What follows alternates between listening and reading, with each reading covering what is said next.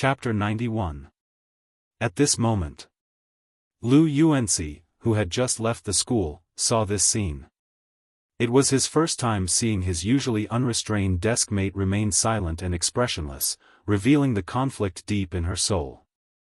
Lu Yuanxi could not help but clench his fists and press them against his lips, laughing again. This gift was indeed not suitable for such a cool desk mate like him. Soon, Bei Yunj also spoke and rejected him with a smile. "Thank you, but I don't like this kind of toy. It's better to give it to someone else." At this moment, Bei Yunj thought that Qin Yu had prepared the same gift for her as Qin Youjiao. However, Bei Yunj did not like it either. Especially this kind of stupid bear that she could not even touch. "No, I bought this especially for Gu. Qin Yu rejected her immediately, his handsome eyes filled with seriousness. He leaned over slightly and looked at Bei Yunj at the same level, coaxing her in a low and flirtatious voice, "Gu, the bear is very cute. Can you take it away?" With that said, in an instant, the girls around them lost their minds and almost screamed. Where did this immortal brother come from? Why was he so handsome? Their blood was going to be depleted again. At this moment, Qin Lang's handsome face darkened, feeling sour and jealous. So what if he filmed a few more idol dramas? He actually flirted with his biological sister. Qin Yu, this be **starred. Bei Yunj's eyelids moved. After feeling the intense gazes around her, she wanted to draw a line between her and this stupid bear. "Aren't you going to eat?" Bei Yunj interrupted Qin Yu casually. Hearing this, Qin Yu's mood improved even more. Gu asked him out for a meal. Gu was about to forgive him. "Okay, second brother has already booked a restaurant." With that said, Qin Yu glanced at Qin Lang casually and smiled gently. "However, I only booked 2 seats."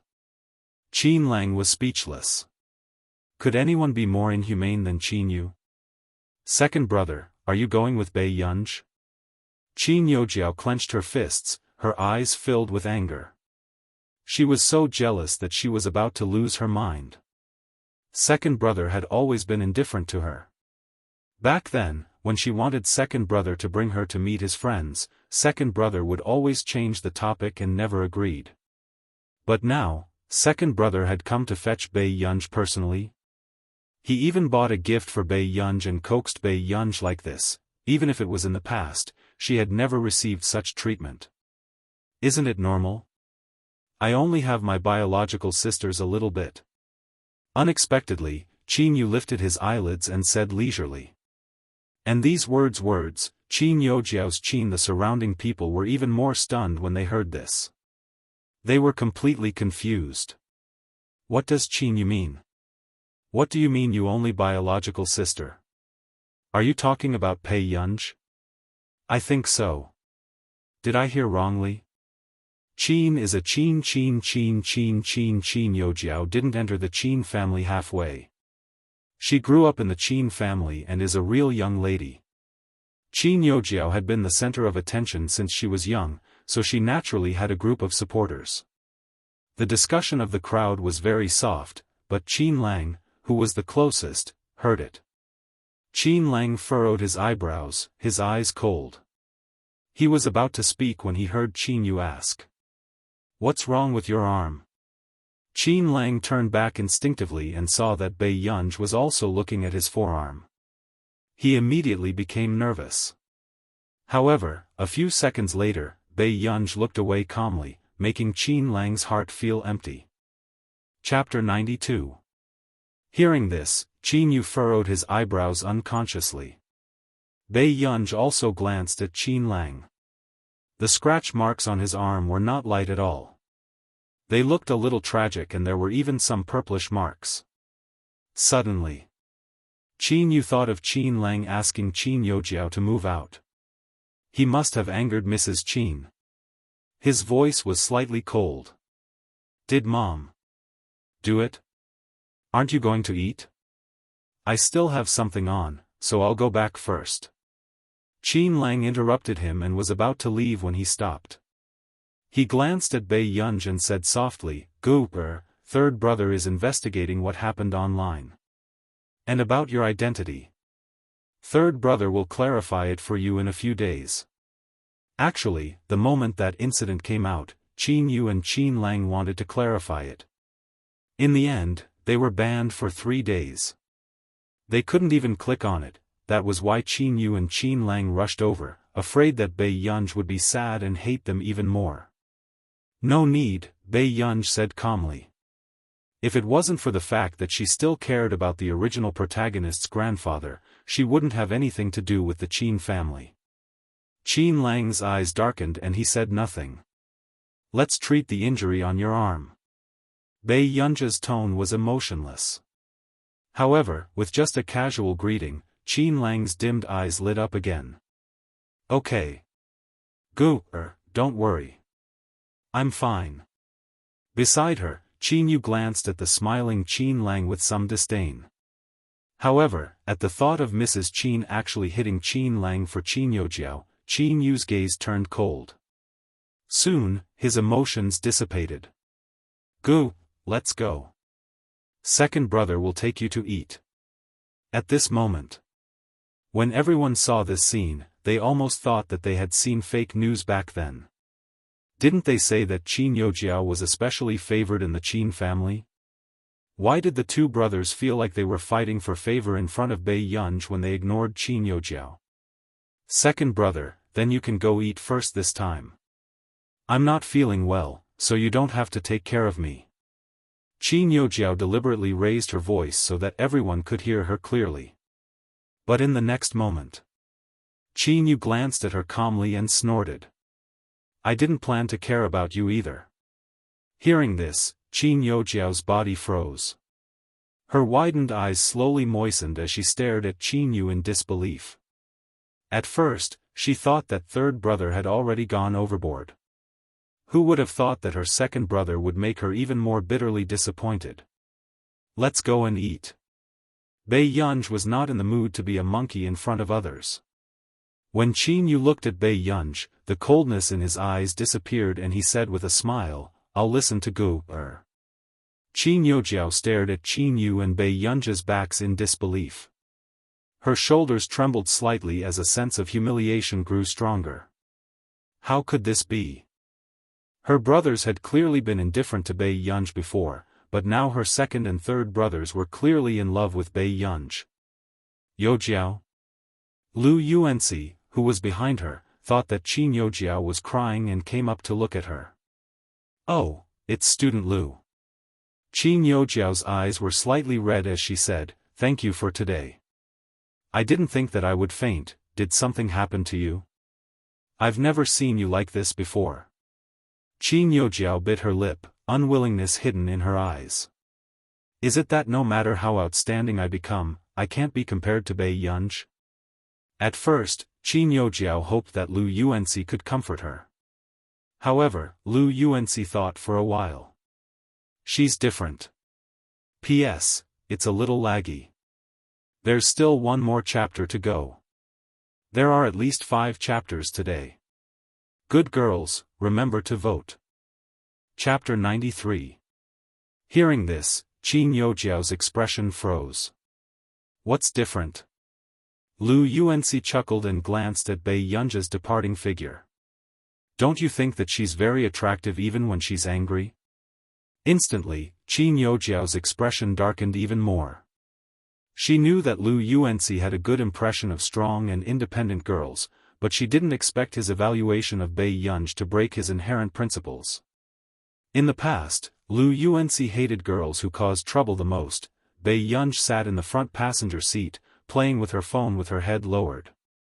Soon, Qin Yu's phone rang. He glanced at the caller ID on the screen and suddenly became interested. This was the first time this master had taken the initiative to call him. How rare. Qin Yu put on his Bluetooth and answered the call very quickly. He asked lazily, "What happened? I didn't expect you to call me one day." The man's tone was indifferent and he said carelessly, "Yun Nuo came to the company to look for you. Qin Yu's smile froze. Wasn't this woman too persistent?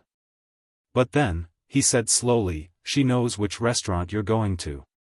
If you're afraid of something happening, you can go to the restaurant under the Hua Corporation. Hearing this, Qin Yu was immediately filled with gratitude towards Hua Shidu. He didn't expect Master Du to still care about him. Qin Yu smiled politely. In that case, I'll thank you first. Are you free today? My sister and I are going to eat together. If you're free. Sure. The man's light voice sounded neither too fast nor too slow. Qin Yu froze, ? Master Du couldn't tell that he was being polite to him? It was his first time going out for a meal with Gu. Did he look like he wanted someone to disturb them? Qin Yu took a deep breath and smiled insincerely. Is that so? Alright, we haven't eaten together for a long time. After hanging up the call, Qin Yu tried his best to calm down.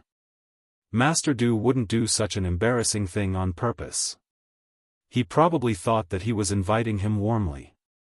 Gu, do you mind if there's another person eating with us? Qin Yu turned his head and asked carefully. He did not expect Hua Shidu to agree so readily. In the past, no matter how he asked Hua Shidu to go out with him, Hua Shidu had ignored him. Anything is fine, Bei Yunj said. Hearing this, Qin Yu heaved a sigh of relief. However, Qin Yu suddenly remembered something. Wasn't Gu staying with Master Du? These two must know each other. Qin Yu thought for a moment and asked implicitly, Gu, are you used to living here now? Not bad. Bei Yunj responded. That's good, that's good. Qin Yu coughed softly. He did not know if Hua Shidu had told Gu that he was the one who asked him to take care of Gu. If Gu thought that the two of them had colluded to deceive her, then it would really be over. At this thought, Qin Yu became even more nervous. He didn't know how to mention this to Bei Yunj. Until they got out of the car. Qin Yu brought Bei Yunj into a restaurant and was welcomed into a private room. After the waiter pushed open the door of the private room, he found that a handsome and dignified man was already sitting inside. Qin Yu was perplexed. Wasn't this too fast? He thought that Master Du would be late, then, Bei Yunj's sudden words made Qin Yu stiffen even more. Brother? Qin Yu looked at Bei Yunj. Who was Gu calling? Chapter 94. Then.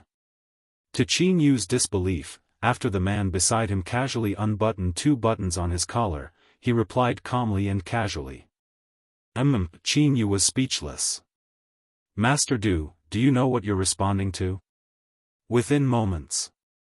Bei Yunj glanced at Qin Yu and then at Hua Shidu. She seemed to have suddenly understood what was going on. It turned out that the two of them already knew each other. That was why Hua Shidu had brought her back then. Gu, you, Qin Yu turned to look at Bei Yunj. Before he could finish asking, he saw Bei Yunj's faint smile and immediately shut up. I see. Bei Yunj's eyes were curled up and her tone was the same as usual, but it inexplicably made Qin Yu panic even more. It was over. Gu was definitely angry. At this moment, Bei Yunj did not say anything and only chose a seat at the side to sit down. Her bright and beautiful face was calm. She said, let's eat first. Okay. Qin Yu nodded and sat beside Bei Yunj nervously. He could not help but glance at her secretly. This action also made Hua Shidu, who was beside him, glance at him carelessly. After the dishes were served, Bei Yunj glanced at the dishes. They were all her usual favorites. Gu, try this. It's definitely delicious. Qin Yu kept putting food into Bei Yunj's bowl. And this too. Within a few minutes, Bei Yunj's bowl was filled. The corners of her lips twitched and she was about to say something when she heard the man beside her say lazily. Qin Yu, do you want to consider working part-time in my restaurant? With that said, not long after, Qin Yu regained his senses. This meant that he looked like a waiter in a restaurant. Qin Yu was speechless. "I'm going to the washroom." Bei Yunj suddenly got up and walked out of the room after saying this. Seeing this, Qin Yu was even more frightened. He was worried and looked at Huashidu. Gu is angry. "Master Du, what should we do? What should we do? You want to know?" Huashidu loosened the collar of his shirt, and his cold white neckline touched his firm and sexy chest. His posture was lazy and light. He lifted his thin eyelids, and the corners of his upturned eyes were seductive. "Let's leave early after this meal." Why did he have the guts to say that his sister had become his? Qin Yu couldn't help asking, "What about you?" The corners of Huashidu's thin red lips curled up. His low and magnetic voice made people blush and their hearts race. He was frivolous and ostentatious. "Me? Let's discuss it with the little girl and see if it's okay." "Listen to Yen." Qin Yu was stunned for a moment before he felt touched again. This was a true brother. He really did not expect that Master Du would actually lower himself to coax a little girl for the sake of his brother. She had misunderstood him in the past. Qin Yu felt guilty for a while before he reminded her, "Okay. Master Du, if you really can't come to an agreement, don't be angry. It's normal for girls to have a bit of temper." He was also a little afraid. With Huashidu's temper, if he was provoked by Gu, it would be like provoking the king of hell. "Why don't you leave now?" Huashidu asked slowly. Qin Yu, after Bei Yunj returned, Huashidu was the only one left in the room. She raised an eyebrow and walked to the dining table, asking, "Where is he?" Huashidu's slender fingers were stained with red oil as he slowly peeled the prawn shell. It looked pleasing to the eye. Chapter 95. Bei Yunj glanced at him and did not move. Who knew, in the next moment, the man's unwavering gaze landed on her. His eyes were so dark that they could not be seen clearly. Suddenly, he chuckled softly. His lazy voice was low and magnetic, blatantly seductive.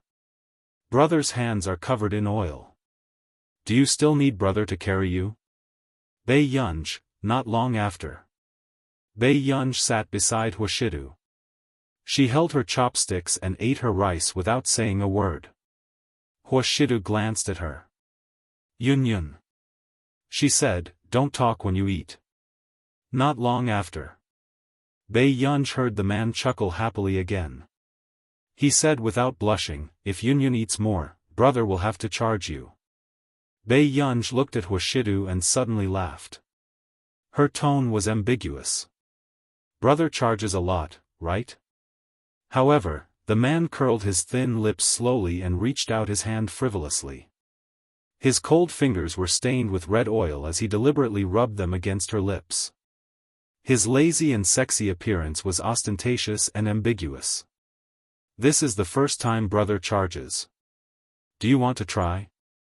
Bei Yunj, she should not have said so much to him. She took a deep breath without batting an eyelid and wiped the red oil off her lips expressionlessly. She turned around and planned to continue eating.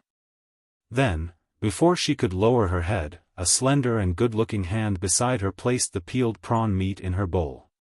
The man's magnetic voice was filled with a smile as it echoed in Bei Yunj's ear. It was hopelessly sexy. "Brother is joking. I just want Yun Yun to talk to brother. If Yun Yun likes it, brother will bring Yun Yun here every day in the future. Okay, Yun Yun, don't be angry with brother." The man's pleasant voice had a certain level of seduction that was hard to reject. However, when Bei Yunj heard this, she only glanced at Huashidu and smiled at him before continuing to eat. Seeing this, Huashidu was not in a hurry. The corners of his lips curled up as he slowly peeled the prawn shell. From time to time, he would feed the girl beside him who was not easy to coax. It was as if he was coaxing his little ancestor. The man suddenly had this thought. He couldn't help chuckling and glanced at Bei Yunj playfully. Bei Yunj was so engrossed in eating that he didn't notice the expressions of the people around him. After leaving the restaurant, Bei Yunj sat in the front passenger seat and focused on playing with her phone. Suddenly, his phone vibrated. Huashidu, who was beside her, suddenly said casually, "Yun, take a look at the news for me." Bei Yunj glanced at him and picked up Huashidu's phone. She heard him say a string of passwords. She clicked on the message and read it aloud. She waited for the man to let out a soft hum before putting the phone back. Through the rearview mirror, he glanced at the cold-looking young lady beside him and unconsciously curled his lips. "Thank you, Yun." The little girl was indeed very vengeful. Bei Yunj lowered her head and nodded. She was about to continue playing with her phone. Huashidu, who was beside her, suddenly took out a few candies from the side and opened the candy wrapper with one hand. "Yun." Huashidu called out leisurely.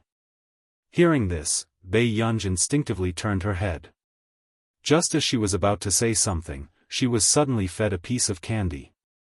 The strawberry-flavored milk candy was soft and sweet as it slowly melted between her lips and teeth. Bei Yunj was speechless. After that, before Bei Yunj could do anything, she heard the man say slowly, "Yun, if you don't give me face, the things in my trunk are all prepared for you. P.S. There will be 2 more updates later." Chapter 96. He chuckled happily and glanced at her seductively. "No one can snatch you from our Yun." Bei Yunj was speechless. A few seconds later, Bei Yunj was still chewing on the candy as she turned back to look ahead. Huashidu asked when he saw that the girl beside him was slowly in a better mood after eating the candy. "Are you very angry?" "A little," she said honestly. Bei Yunj had never associated Qin Yu with Huashidu. Hence, when she saw him today, she indeed felt like she had been deceived. After Huashidu glanced at Bei Yunj through the rearview mirror, he could not help but smile, but his eyes were filled with indulgence. After getting out of the car, Huashidu had just parked the car when he saw Bei Yunj about to turn around and walk home. He took a few steps forward with his long legs and grabbed Bei Yunj's wrist, pulling her back. At this moment, the moment Bei Yunj turned around, she saw the man suddenly approaching her. His eyes were even darker and his magnetic and lazy voice made the wind by her ears flutter. "Do you have a conscience, child? Are you really going to ignore me?" Bei Yunj froze for a moment. After that, Huashidu bent his long legs and knelt on one knee. His warm and dry palm was still holding her wrist. The man looked up at her, his pale-colored eyes smiling carelessly as he coaxed her intimately and naturally. "Yun?" His voice was dragged out and the corners of his upturned eyes were even more seductive. His low and indulgent tone was so ambiguous that it made one's heart race. "Can I beg for mercy?" This scene was so suave that it made people unable to control themselves. Even Bei Yunj's heart almost skipped a beat. Wasn't this man too good at coaxing people? Huashidu did not explain anything just now. He only said that they had met by chance at the hospital and bar. However, he did agree to Qin Yu's request later on. Hearing this, Bei Yunj's anger had already subsided. After all, she was not someone who would cause trouble for herself. The two of them returned to the hall. The man handed the paper bag to Bei Yunj. "Qin Yu left it behind just now." Bei Yunj looked at the bear in the paper bag, and her eyes twitched uncontrollably. Seeing that she did not take it, Huashidu chuckled. "Do you dislike it that much?" "Not really." Bei Yunj mentally prepared herself and took the paper bag and the teddy bear in it. "It's just not very suitable." Hearing this, the man chuckled and looked at her with interest. "Qin Yu knows that you have insomnia. He said, you like to hug this to sleep." Bei Yunj, nonsense. However, when Huashidu saw this, he playfully scratched Bei Yunj's chin and smiled happily and frivolously. "Don't worry, Yun. I will pretend that I didn't see anything. No one will laugh at Yun." Bei Yunj smiled at him. "Brother, you're smiling. I see. The man's eyes were clear and cold, but at this moment, he lowered his voice and laughed. His posture was lazy and sexy. But brother will smile whenever he sees Yunyun. Bei Yunj was speechless. Soon, Bei Yunj went upstairs with this teddy bear that did not match her aura. Sitting by the bed, Bei Yunj looked at the bear she had placed on the bedside table. Actually, the teddy bear was quite cute. Its brown and soft short fur made people want to touch it. It was silly and cute. Bei Yunja's eyebrows moved. Then, she looked away and tried her best to ignore it. At the same time, there was also a storm of blood online. Because Qin Yu was involved in the topic, the top 3 headlines were all occupied. P.S. I owe you an update and will publish it at noon at the latest. Old Su was even more unhappy. For example, this chapter took more than 2 hours to write. However, he would return what he owed and would not go back on his word. Chapter 97. Hashtag Qin Yu, second young master of the Qin family. Hashtag Qin Yu picking someone up. Hashtag Qin Yu hugging. Hashtag. The first 3 terms all avoided Bei Yunja's name, as if they were afraid of repeating the same mistake. It was enough to see how hard everyone was working online. However, because the development of reality was too far from their imagination, there was a lot of discussion. Did I just get online? Qin Yu is the second young master of the Qin family? Sob, he's indeed a man who doesn't work hard and wants to go home to inherit the family assets. Didn't they say that the Qin brothers are all around Qin Youjiao? I don't think this photo looks like it, I don't know anything else. It said that the bear in Brother Yu's hand was given to Miss Pei and was cruelly rejected. Miss Pei is such a ruthless woman, ha ha ha. Ha ha ha ha ha, I know how to answer this question.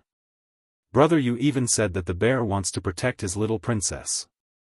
This is my first time seeing this D*MN man flirt.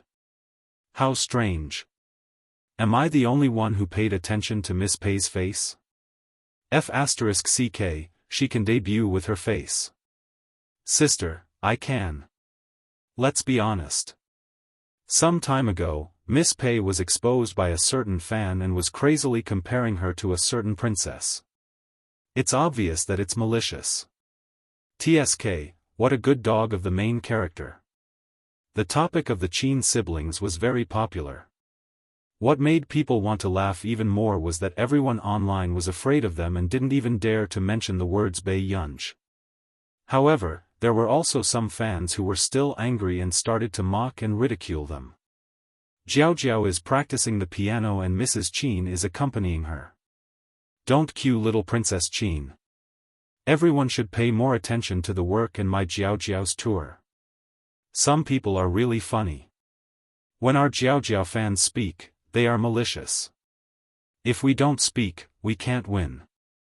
In the comments section. Let go of my Jiao Jiao. My Jiao Jiao doesn't fight for anything and relies on her abilities to attract fans. Don't spread rumors about the relationship between siblings. Who doesn't love little fairy Jiao Jiao? How doted can a newcomer be? Besides, if it was me, I would prefer a talented sister like Qin Youjiao. In less than half an hour, Qin Youjiao's fans and passers-by started to control the comments. They even tried to pull Qin Yu's fans into a united front. However, Qin Yu's fans were smart. After all, they were both Qin Yu's sisters. There was no need for them to get involved in this mess. So, gradually. Because Bei Yunj didn't have a fan base on the internet, Qin Youjiao's fans soon filled the internet with comments and mocked Bei Yunj. However, in the end, to everyone's disbelief, in less than an hour, all the posts about Bei Yunj were deleted. Everyone was shocked. Is Bei Yunj the daughter of this social media app? In the past, which artist or amateur had the system help to delete the post after it was put on the headlines? A few days ago, the social media app publicly apologized, saying that there was a problem with the system. What about this time? Every time there's a problem, it's to help Bei Yunj delete the posts. Did he think they had cerebral palsy? Many people felt indignant and directly at the software administrator, hoping for an explanation. But in the end, no matter how many messages they left, those administrators seemed to be selectively blind. None of them replied. The internet was in full swing and Pei Yunj tossed and turned, unable to fall asleep. In the end, Pei Yunj couldn't help but lift the quilt. She went out to get a glass of warm water and returned to the room. A few minutes later, Pei Yunj and the teddy bear on the bedside table looked at each other. Chapter 98. Because Huashidu had not entered this bedroom for a long time, his scent in the room was much fainter. Pei Yunj also gradually felt that the quality of her sleep was decreasing. In fact, in the middle of the night, she even believed Qin Yu's words, the little bear helped her sleep. Pei Yunj looked at the little bear on the bedside table and her mind gradually emptied. Should she take it? This stupid bear seemed to be quite cute. However, moments later, Pei Yunj suddenly realized that she was having some delirious thoughts. I'm going crazy. There was some impatience in her bright eyes as she placed the glass of water in her hand on the table. Taking a few steps forward, Pei Yunj lifted the blanket and fell asleep on the bed. 10 minutes later, under the light gray blanket, a cold and fair wrist reached out and grabbed the little bear's little hand accurately, pulling it into the blanket. The next day, Pei Yunj was in good spirits. After washing up, she was ready to go downstairs. However, she did not expect Stephen to call her at this moment. After Pei Yunj answered the call, she asked, "Mr. Stephen, what's wrong? Did something happen?" "Miss Pei. It's like this. I might not be able to leave our nation for the next few days. Your grandfather's surgery might have to be delayed for a while." After Stephen finished speaking, the person on the other end of the line did not speak. He immediately panicked. "Miss Pei, I'm really sorry. Something happened in our medical institute, so we were forcefully banned from leaving." "What's wrong?" Pei Yunj asked. Stephen took a deep breath and said, "Unreasonable patients are the most troublesome to doctors no matter where they are." Pei Yunj roughly heard the reason from Stephen. Actually, it was just a patient with status. He was weak to begin with and did not listen to the doctor's strict preoperative rules. As a result, the surgery failed in the end. In a fit of anger, the family deliberately blew up the matter. It attracted public opinion from all walks of life, causing their medical institute to be suspended. Pei Yunj asked, "Can you solve it?" "Of course." Stephen chuckled. "This isn't the first time this has happened, but it's indeed more serious than before. I dislocated that family member's arm and he's still lying in the hospital. No wonder he was forbidden from going out. But don't worry, Miss Pei. Your grandfather's physique is much better than his peers. I'll go to your place as soon as possible. I won't let anything happen to your grandfather." "Thank you." Pei Yunj responded. After the conversation, Pei Yunj hung up the phone and prepared to go downstairs for dinner. "Miss Yunj, good morning." The moment Aunt Miao saw Pei Yunj, her gaze became overly gentle. Pei Yunj did not notice the way she was looking at her young madam. She sat at the dining table and asked, "Auntie Miao, is this your new dish?" "Yes, it's very refreshing. Mr. Hua said that you would definitely like it, so he asked me to prepare it especially for you." Aunt Miao chuckled. "Where's my brother?" Pei Yunj noticed that Huashidu had not had breakfast with her for the past 2 days. "You're busy with the company. Before you came, Mr. Hua rarely ate at home." Aunt Miao scooped a bowl of porridge for Pei Yunj and said to herself. Hearing this, Pei Yunj's eyes darkened, but she didn't say anything. Last night, Pei Yunj received a notice from the school. Today, the top computing institute in the country was going to visit Hengda High School at noon and ask them to pay attention to their attire. Chapter 99. Cheng Zihuai and Qin Youjiao appeared at the door. The students who had entered the school could not help but steal glances at the handsome man and beautiful woman with envious expressions. This couple was simply the face of the school. A good-looking top student. Suddenly, the dean at the side noticed Bai Yunj and a trace of disgust flashed past his eyes before he glanced at his watch. Bai Yunj, do you know what time it is? Is your watch broken? Bai Yunj asked casually and left.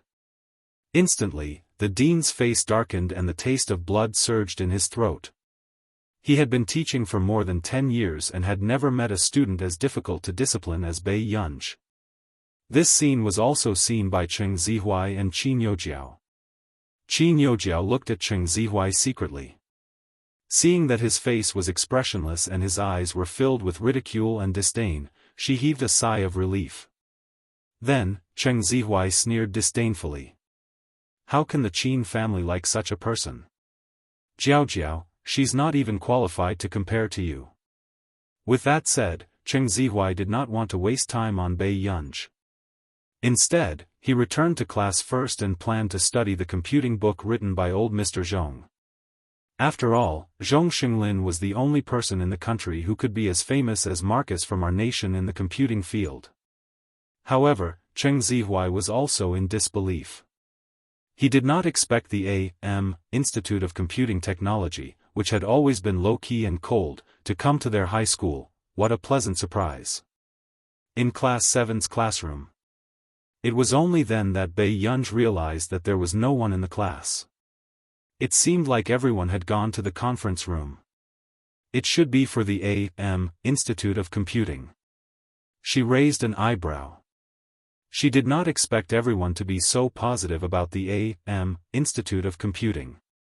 Then, just as Bai Yunj put down her bag and was about to leave, her phone rang. It was a call from Marcus.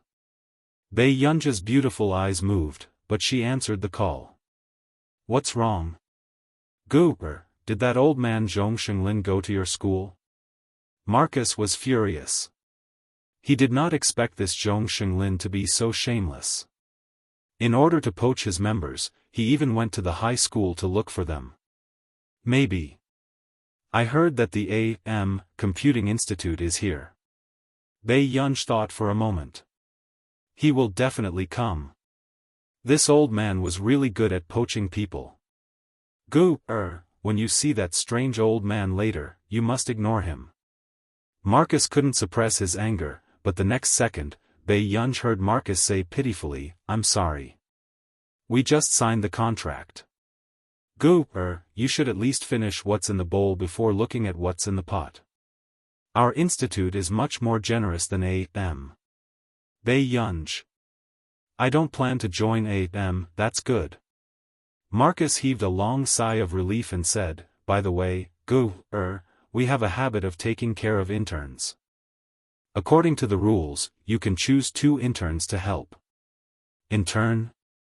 Bai Yunj's eyebrows twitched unconsciously, and then the corners of her eyes slowly curled up. In his previous life, Bai Yunj almost took care of students in school, but she was vetoed by her mother. She could only fish in troubled waters in school and do scientific research. However, Mother Pei could not be blamed for being ruthless. As early as when Bai Yunj was 14 years old, she was famous for being difficult to restrain. She remembered that once, the son of the dean next door had secretly lifted the skirt of Bai Yunj's desk mate and made the little girl cry in anger. Chapter 100. After finding out about this, Mrs. Pei brought Bai Yunj to apologize to the director. After all, it was wrong to hang someone on a tree.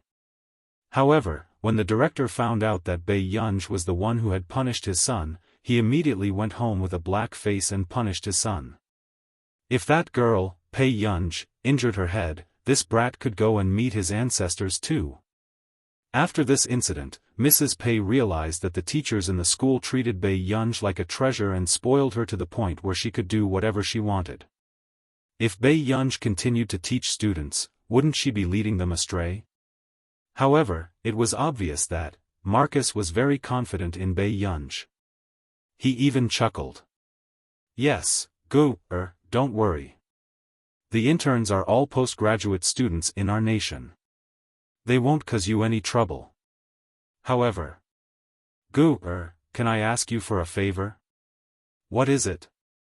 Bei Yunj raised her eyebrows. I have a little niece who is also in Yuncheng. She is a computer science student at Yuncheng University. Can you help me teach her when you have time? Marcus was a little nervous. After all, Bei Yunj had rejected the young master of the Cheng family in Yuncheng without even looking at him. You want me to teach your little niece? Bei Yunj raised her eyebrows. This little brat is usually very fierce.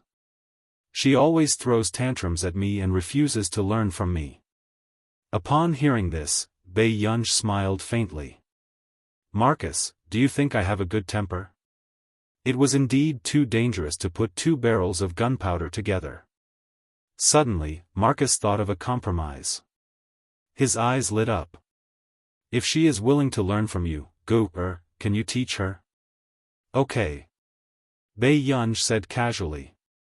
She had troubled Marcus so much. It was okay for her to teach a student for Marcus. Marcus heaved a sigh of relief when he heard this. After hanging up the phone, Bei Yunj had just left the classroom when she stopped in her tracks. She lowered her head and saw a spot of blood on the ground. Her gaze turned gloomy and she slowed down her footsteps again. When she reached the corridor by the stairs, Bei Yunj heard some movement. Her eyes flashed and she walked closer to the source of the sound. At the end of the long corridor. Fatty, you're still smoking? I didn't expect that. The boy's ear-piercing voice. He was up to no good. Bei Yunj looked up and saw a familiar figure. Chu Zhixing's face was bruised and swollen. He protected the things in his pocket and gasped for air. He was drenched in cold sweat. What are you protecting? Take it out. The boy stepped forward, grabbed Chu Zhixing's hair, and slammed him against the wall. He then went to snatch the things in his pocket. But he realized it was just a hair tie. However, those who knew about luxury goods would realize that the price of this rubber band was 3,000 to 4,000 yuan on the official website. Hair? Damn Fatty, you can't be thinking of giving it to some girl, right? With your looks, which girl would accept your rubber band? The boy mocked him. These words made Chu Zhixing purse his lips. His voice was a little hoarse. It's none of your business. Oh, you're tough now? Chu Zhixing, have you forgotten how you spent your junior high school days? The boy approached Chu Zhixing and laughed cruelly and deliberately in his ear. You're the dog I can hit if I want to. Even if you get into Hengda, I can still deal with you. These words made Chu Zhixing's eyes turn red. He recalled how this boy tortured him in junior high school. Chapter 101. Seeing Chu Zhixing's humiliated look, the boy casually threw the rubber band away. Hu Ji. Chu Zhixing seemed to have reached the point of anger. He looked at him fiercely and his entire body was trembling. It's useless to you even if you keep it. Also, I'll ask you again, do you have money? Hu Ji grabbed Chu Zhixing's collar and smiled brightly, but he was doing cruel things. Suddenly, a clear voice sounded from the side. The rubber band looks pretty good. Bei Yunj held the rubber band and looked at it. When Hu Ji heard the voice, he subconsciously turned his head. When he saw Bei Yunj's face clearly, his eyes were filled with infatuation. But soon, a smile appeared on his face and he pretended to be generous. You like it? Then I'll give it to you.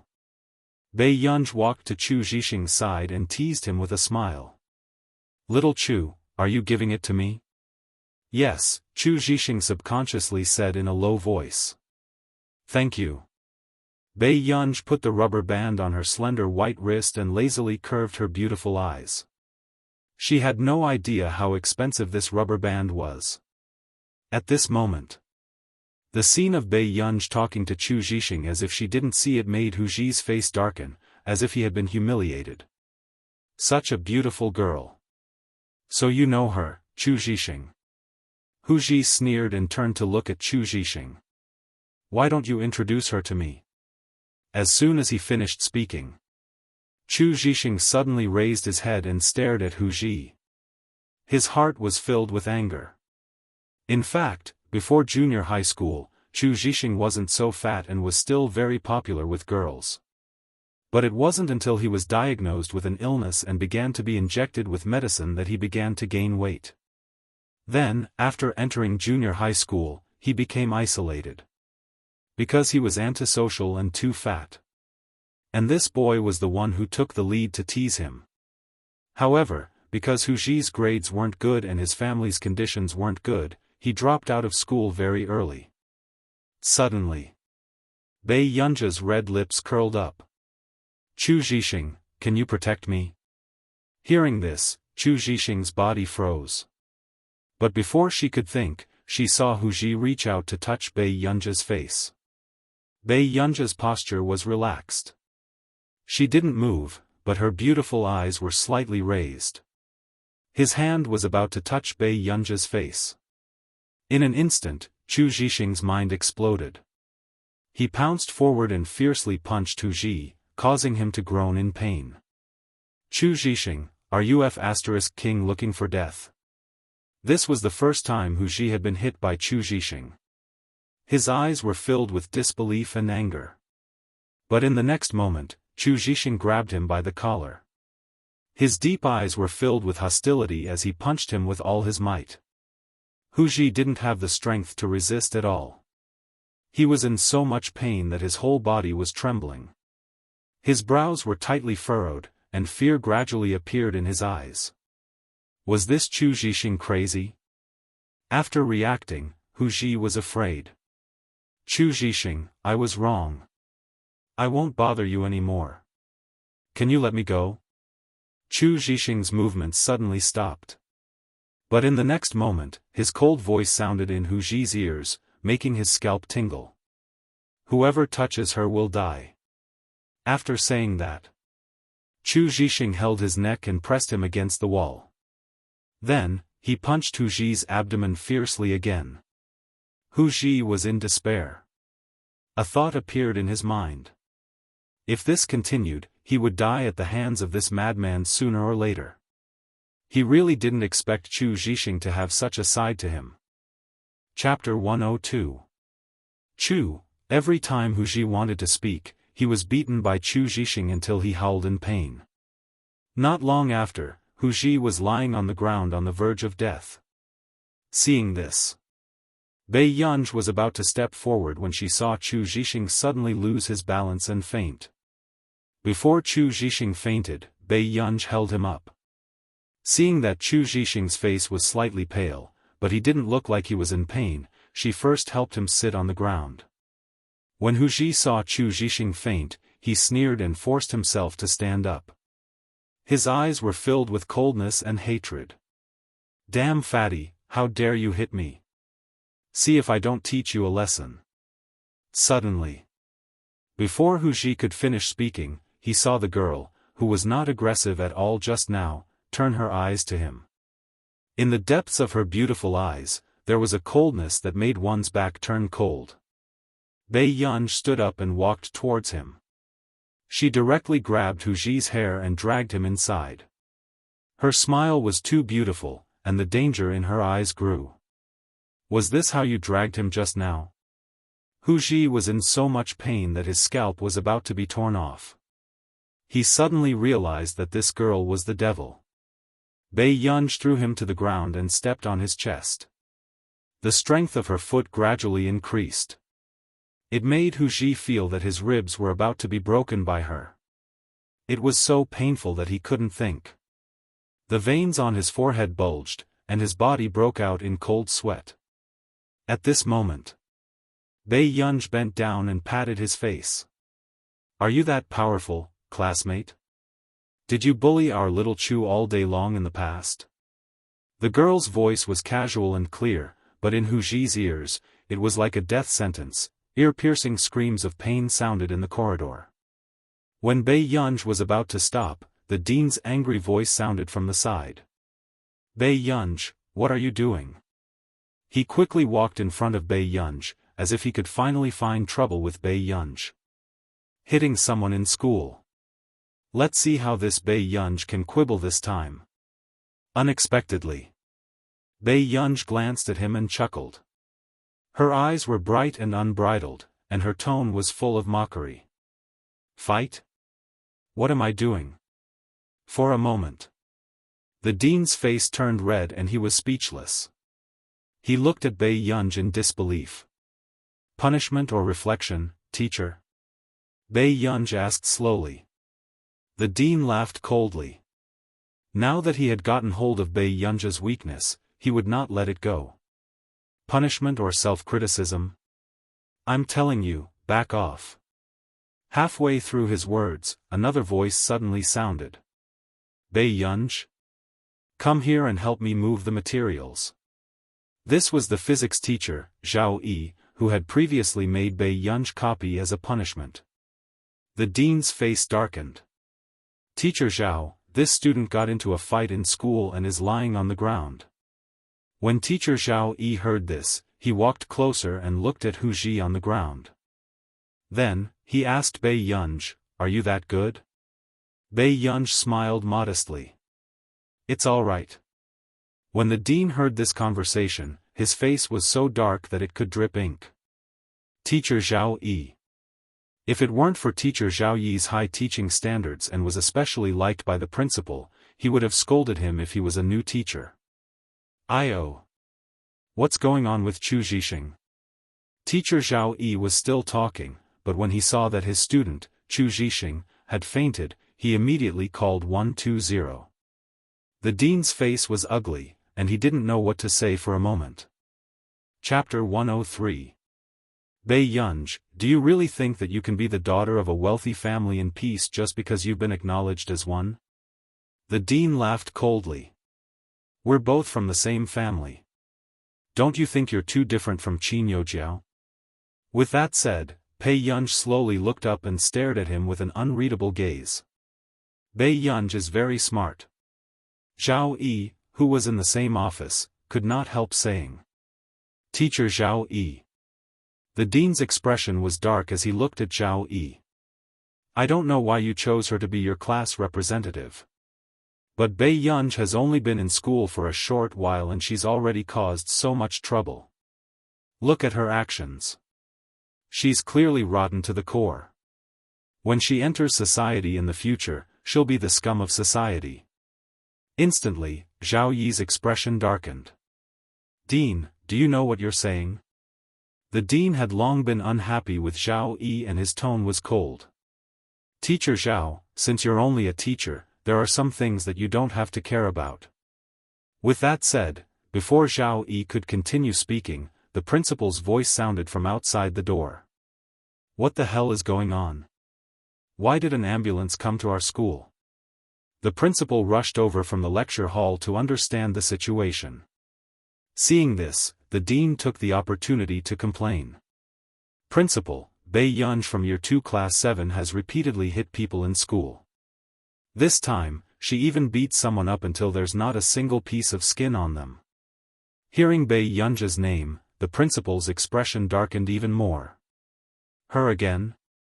Why was she the one who committed all the crimes?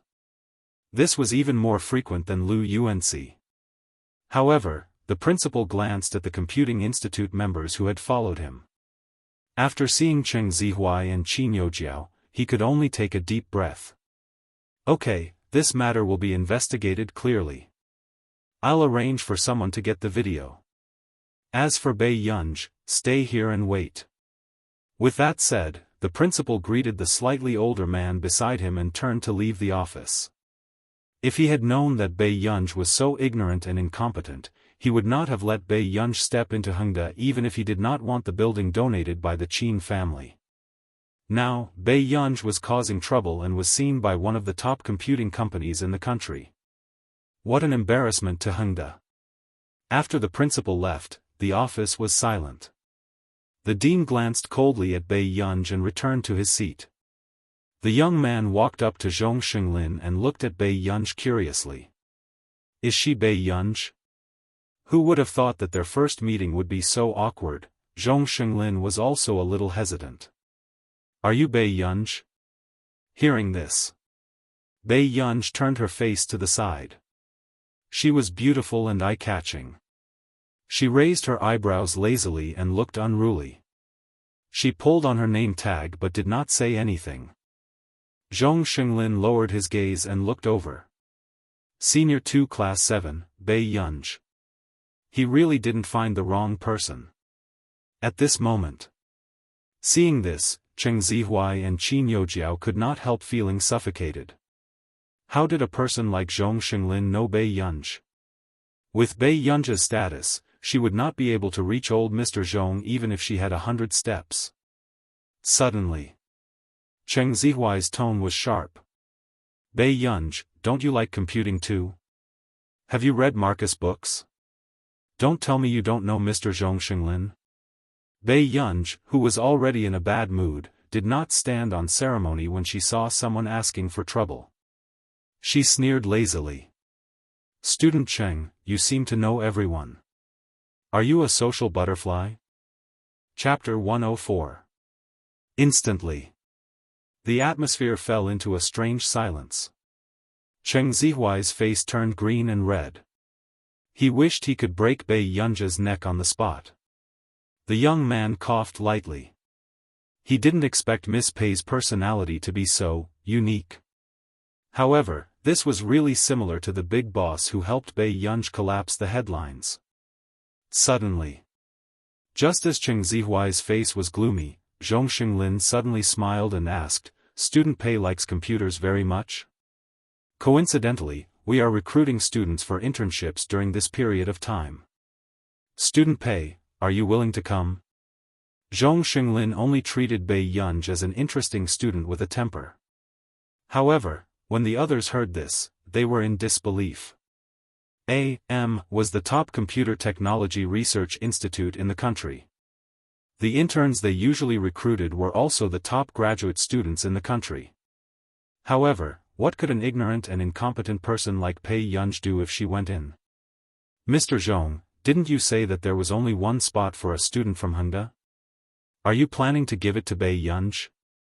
Qin Youjiao's expression didn't look good either. She could only ask tentatively. Cheng Zihuai's face was ashen as he clenched his fists. It's fine. Student Pei and I are fated. Zhong Xinglin smiled. He came today for Bei Yunj.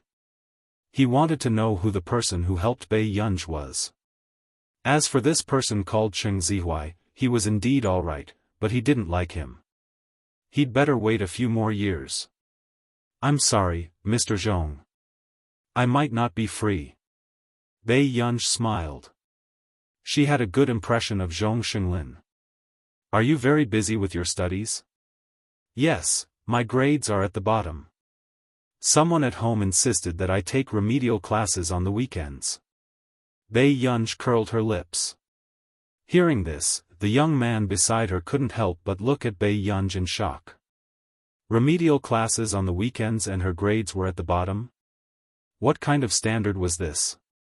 After coming back to his senses, the young man immediately pulled Zhong Xinglin back. Old master, don't delay the girl's college entrance examination. Although this girl was related to that big shot to a certain extent. But even in their computing institute, no one could bring up such a result. Zhong Xinglin felt an inexplicable sense of regret. He felt an indescribable sense of loss. Then, if Student Pei is interested, you can contact me in the future. After that, the elegant and gentle old man took out a brand new business card from his pocket and handed it to Bei Yunj. Seeing this, the head of teaching, who had been watching from the side, widened his eyes. Just now, Mr. Zhong didn't even give his name card to the principal. The person they contacted had always been Mr. Zhong's assistant. But now, old Mr. Zhong had personally handed his business card to Bei Yunj. If it were anyone else, they would be able to brag about it for the rest of their lives. This was Zhong Xinglin, the first winner of the Busaka Computer Award in China. He was also a leading figure in the field of computing, a legend in the hearts of the younger generation of researchers. The expressions of the dean, Cheng Zihuai, and Qin Youjiao beside him were especially ugly. Qin Youjiao's face contorted and gradually turned hideous. What right did this Bei Yunj have? Even old Mr. Zhong was so good to her for no reason. In front of everyone, Bei Yunj wouldn't reject Zhong Xinglin's good intentions. She nodded. Thank you, old Mr. Zhong. It's all right. You can bring your friends here to play when you're free in the future. Zhong Xinglin smiled, completely like a kind grandfather next door. Chapter 105. He knew very well whether he hoped that Bei Yunj would bring a friend or a big shot. Seeing that Zhong Xinglin seemed to be very interested in Bei Yunj and kept looking for topics to chat about, Cheng Zihuai's handsome face darkened. He clenched his fists tightly and his eyes were cold. Bei Yunj was really lucky. It was only the first time they met, but old Master Zhong was actually willing to accept Bei Yunj into the Computing Institute without even considering him. Not long after. The principal returned with an extremely bad expression, but he did not say much. He only told Bei Yunj to pay more attention to her image and to look for the teacher if she had any problems. It was indeed not appropriate to talk about this in front of Zhong Xinglin and the others. He had checked the video. The boy who was beaten looked unfamiliar and was not a student of Hengda. When he appeared at the entrance of the corridor, he was grabbing Chu Zhixing's clothes, and Chu Zhixing was injured. After that, the two of them entered the surveillance blind spot. They did not even need to think to know what the boy was doing to Chu Zhixing. However, what was even more surprising was, not long after, Bei Yunj appeared. She also entered the surveillance blind spot, and they did not know what was going on inside. But about 10 minutes later, the boy was grabbed by the hair by Bei Yunj and suddenly appeared in the surveillance area. He was pinned down by Bei Yunj and taught him a lesson. Her methods were so ruthless that even a middle-aged man like him who had seen the world felt his scalp go numb. However, when they heard the principal say that this matter was resolved just like that, many people felt uncomfortable. The dean of teaching widened his eyes. Principal, Bei Yunj is committing campus violence. How can you indulge her? What nonsense are you talking about? The principal was furious and his face was ashen. Young people from outside sneaked in and harassed our students. As the dean of teaching, you don't know anything and you still have the face to mention campus violence? When the dean of teaching heard this, his face suddenly turned pale. He did not expect that the boy who was beaten up was not from their school. However, he had seen Bei Yunj hit him with his own eyes. There could be no mistake. By avoiding the topic, the principal was obviously trying to protect Bei Yunj, a student with a notorious record. The dean's eyes were filled with resentment and unwillingness, but he did not dare to speak his mind. That's enough. Bei Yunj, you can go back. The principal took a deep breath and massaged his glabella. All right. Bei Yunj was too lazy to look at the dean of teaching next to him. He just said goodbye to Zhao Yi and Zhong Xinglin and left the office. I really have to hand it to her. She's already acting like a tyrant in school. She's the only daughter of the Qin family. Bei Yunj walked in just as the boy in the class finished speaking. As for the crowd who had echoed the boy's words just now, they instantly fell silent. Suddenly, the boy sneered, "What are you afraid of? Are you afraid that someone will bully you because of your master's position?" When he saw that Bei Yunj was ignoring him, he deliberately spoke harshly when Bei Yunj walked past him. Oh, she really thinks she's a rich young lady. She can't even get punished for hitting someone. As soon as he finished speaking.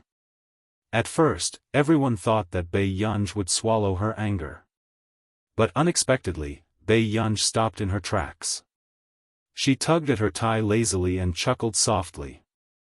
Before everyone could react, Bei Yunj suddenly turned around and tugged at the tie on her shirt, throwing it at the boy's face. Chapter 106. Inexplicably.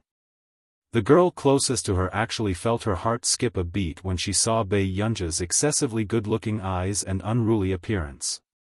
Previously, someone had been discussing in private that Bei Yunj looked classy and sexy in her school uniform shirt and tie.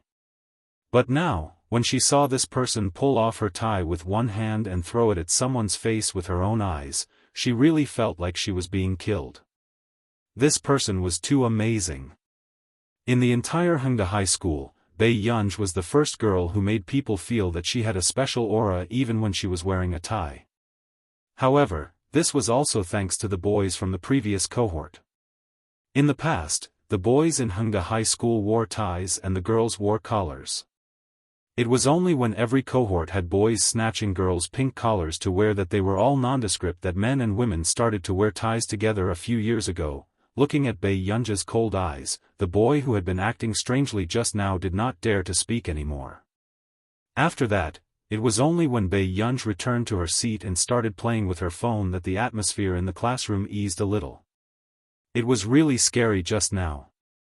Class 1. Qin Yojiao played the piano in the lecture hall to welcome several researchers from the Computing Institute and was in the limelight again. But at this moment, she was still in a bad mood. Because Bei Yunj had actually gained old Mr. Zhong's favor. Qin Yojiao was doing her homework when she suddenly heard the people beside her discussing. "Did you know that Class 7 almost got into a fight just now?" Someone said softly and excitedly. "Who's in Class 7? Lu Yuanci or Bei Yunj?" "Bei Yunj. She's about to snatch Lu Yuanci's position as the school bully, isn't she?" The person who spoke said mockingly. However, hearing this, another girl said seriously and excitedly, "How can you blame Bei Yunj? It's a boy who had a bad mouth and even did it in front of Bei Yunj. You don't know, but I was sitting in my friend's seat and saw this sister pull off her tie with one hand and throw it at that boy's face. She was so good that my legs turned weak and my heart melted. I've decided. Even if I fall in love early, I can't be too rigid about my gender. Forget it. If they really don't care about their gender, it won't be your turn. Can you shut up?" Qin Yojiao, who had heard the conversation from the side, clenched her fists as her eyes darkened. Even if Bei Yunj was an ignorant and incompetent troublemaker, would there still be people who liked her so much? Suppressing her anger, Qin Yojiao took out her stationery box and opened the small compartment at the bottom. She took out the piece of paper. On it was a string of phone numbers. Taking a deep breath, Qin Yojiao slowly pinched the note in her palm, her eyes filled with coldness and sarcasm. A person who lived in an orphanage and was inferior to her in every way wanted to become the young miss of the Qin family? Wasn't this a joke? In fact, Bei Yunj should not have come back. After all, no matter how hard Bei Yunj tried, there was no way she could beat her. And she would never allow Bei Yunj to make a comeback. The Qin family could only have one eldest miss who was the center of attention. At this thought, Qin Yojiao took the note and the spare SIM card and went to the female washroom. It was the last self-study period. Bei Yunj suddenly received a notification. "Are you the teacher my uncle introduced? My name is Jian Shi." Bei Yunj knew at a glance that this was Marcus's little niece. From what Marcus said, wasn't she unwilling to find someone to teach her? Why did she find her so quickly? Chapter 107. Bei Yunj found the name familiar, but she still agreed to add it. A few seconds passed. Jian Shi's messages kept popping up. "Did you complete the project that Uncle Stephen likes?" "Teacher, I don't think I've heard of you in the industry." In the dormitory of Yunqing University, a young girl was biting her pen and staring at her phone. She looked beautiful, but she looked a little nervous. Many people would want to be taken in by such a powerful person. The next moment. The moment her phone rang, she looked down and saw Bei Yunj's reply. Yes. Cold and indifferent. It was indeed the style of a big shot. After Jian Shi reacted, she immediately continued typing. Then, "How many students does the teacher have? Can you take me in?" After sending it, she was very nervous. She wondered if Bai Yunj would despise her for her pretentious words. After all, Bai Yunj had already agreed to take her in because of Uncle Marcus. However, she was afraid of causing trouble for Bai Yunj. Fortunately, Bai Yunj replied to her. "You're the first. There will be 2 more interns after that. If you're willing, you can." After reading the message, she stood up abruptly and jumped around excitedly in the dormitory. "Ah! I'm going to lose it." She's face was red and she did not look as cold as she did in front of others. She really liked that project. To be able to create such a project, her teacher must be a god. What's wrong?" Her roommate, who was suddenly woken up from her afternoon nap, rubbed her eyes. She reacted and coughed lightly. She regained her composure. "Sorry, I'm a little excited and nervous." Hearing this, her roommate looked at her in amusement. "Yo, you're the first in the computer science department in our first year.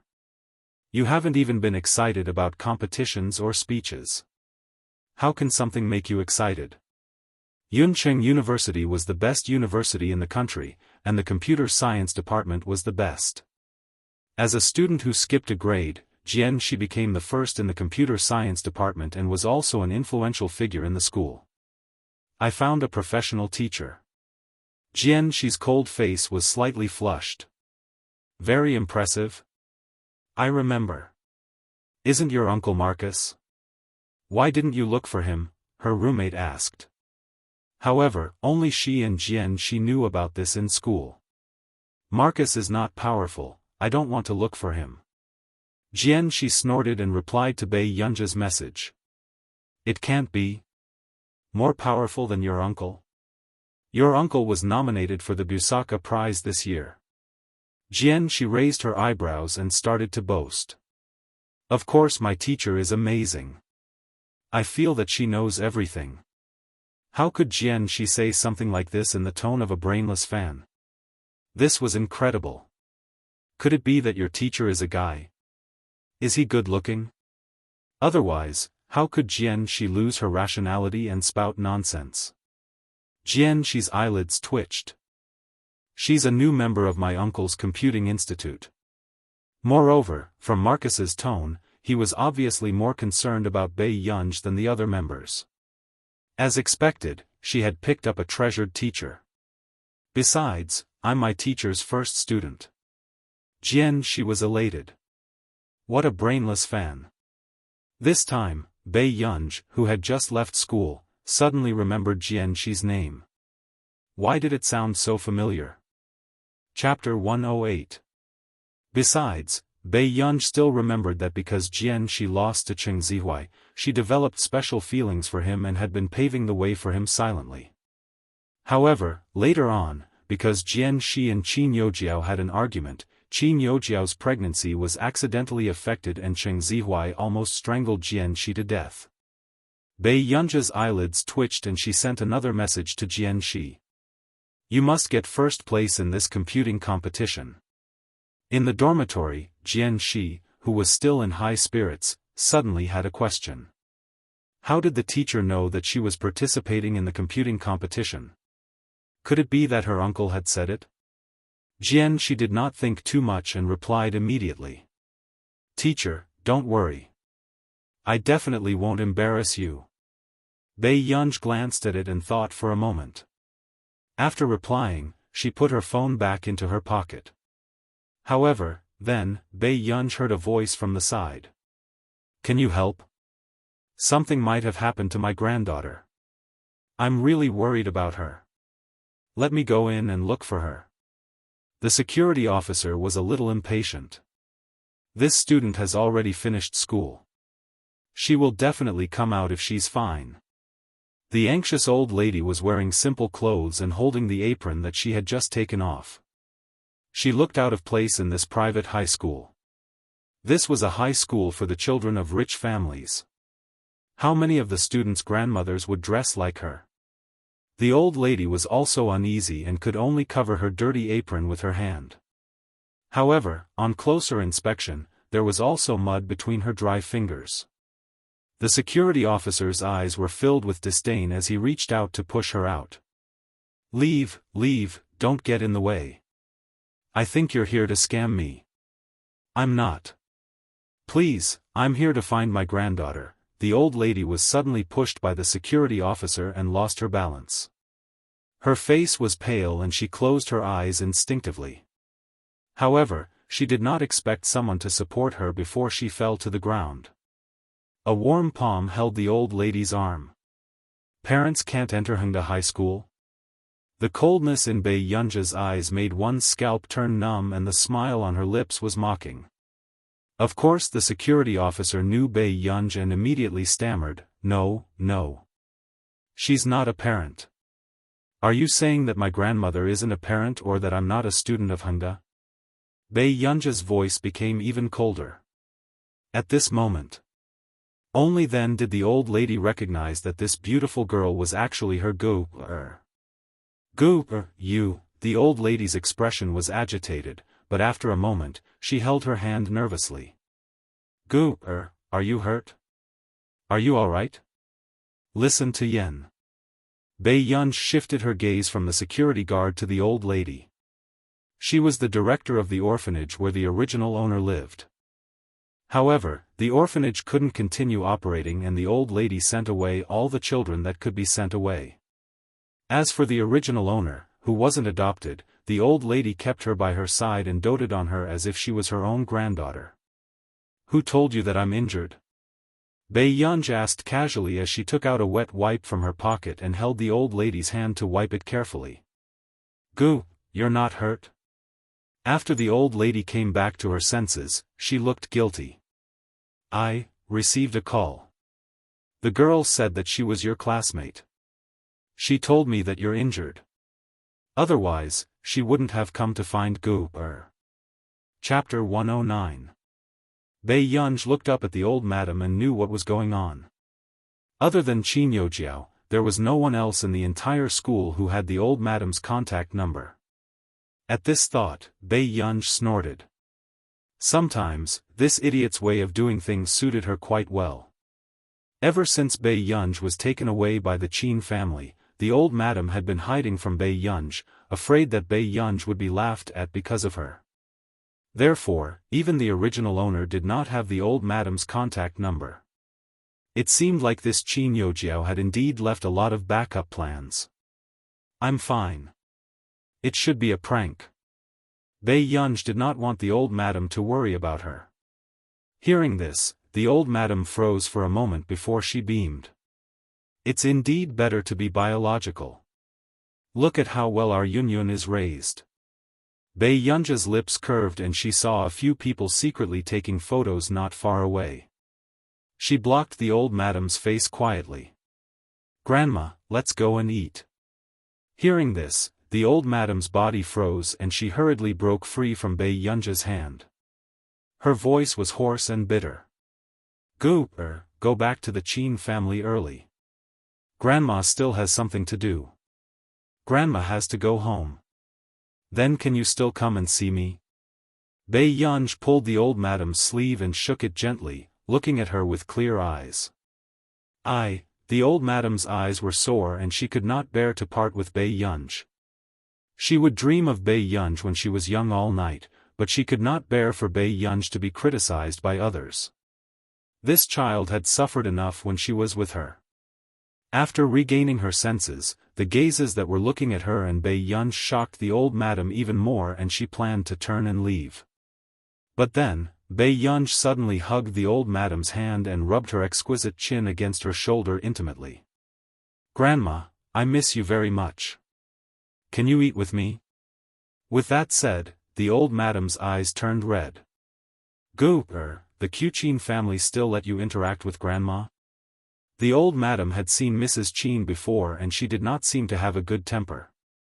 However, she was very loving to her adopted daughter. Come to think of it, he wouldn't treat badly. Upon hearing this, Bei Yunj suddenly remembered that Mother Qin had warned Bei Yunj that if she ever met old Madam Qin in private in the future, she would sever ties with her. Bei Yunj raised her eyebrows and smiled. What are you afraid of? Even if the Qin family doesn't support me, Grandma is still around, isn't she? When the old lady heard this, she gently patted her hand and said angrily, "How many years can I live? What will you do after I leave?" This girl was simply disobedient. At the very least, the Qin family could ensure that she didn't have to worry about food and clothing. Suddenly, Bei Yunja's phone vibrated. When she answered the call, the man's deep voice sounded. "Where is it? The driver said he couldn't find you." Seeing that Huashidu was calling, Bei Yunj said, "Brother, I'm not going back today. I want to accompany my grandmother." Huashidu remembered that Bei Yunja's biological grandmother had long passed away. The person Bei Yunj was talking about should be Director Lin, who had taken care of Bei Yunj in the past. This child probably still did not know that the director of the orphanage who had raised her used to have a doctorate in biology. However, the experimental fees and patent fees that she had earned had all been donated. She lived a poor life and even used all her savings to open an orphanage. "Are you going to eat?" he suddenly asked. Bei Yunj was stunned. "Yes. Let the driver send you guys. I'll look for you later." As soon as he finished speaking. Chapter 110. Huashidu did not seem like a leisurely person who could accompany her to meet her grandparents every 2 to 3 days. However, after the chat, Bei Yunj said to the old madam, "Grandma, the driver is still waiting over there. Let's go over." "Okay." The old madam glanced at the luxury car and felt that the Qin family seemed to be richer than she had imagined. After getting into the car, the driver, Uncle Chen, smiled and said, "Miss Pei, Assistant Tseng just informed me to send you to the restaurant." "Sorry to trouble you, Uncle Chen." Bei Yunj nodded. Uncle Chen grinned. "Miss, you're too polite." The school was not far from the restaurant and it was not the one she went to with Qin Yu last time. Along the way, Bei Yunj could tell that the old madam was a little uneasy. She chatted with the old madam from time to time to make her gradually relax. 20 minutes later, Bei Yunj brought the old madam to the front desk of the restaurant. However, before Bei Yunj could ask, an arrogant voice suddenly sounded from the side. "Quick, get me the best room." "I'm sorry, miss, but all the private rooms have been reserved," the receptionist revealed a professional smile.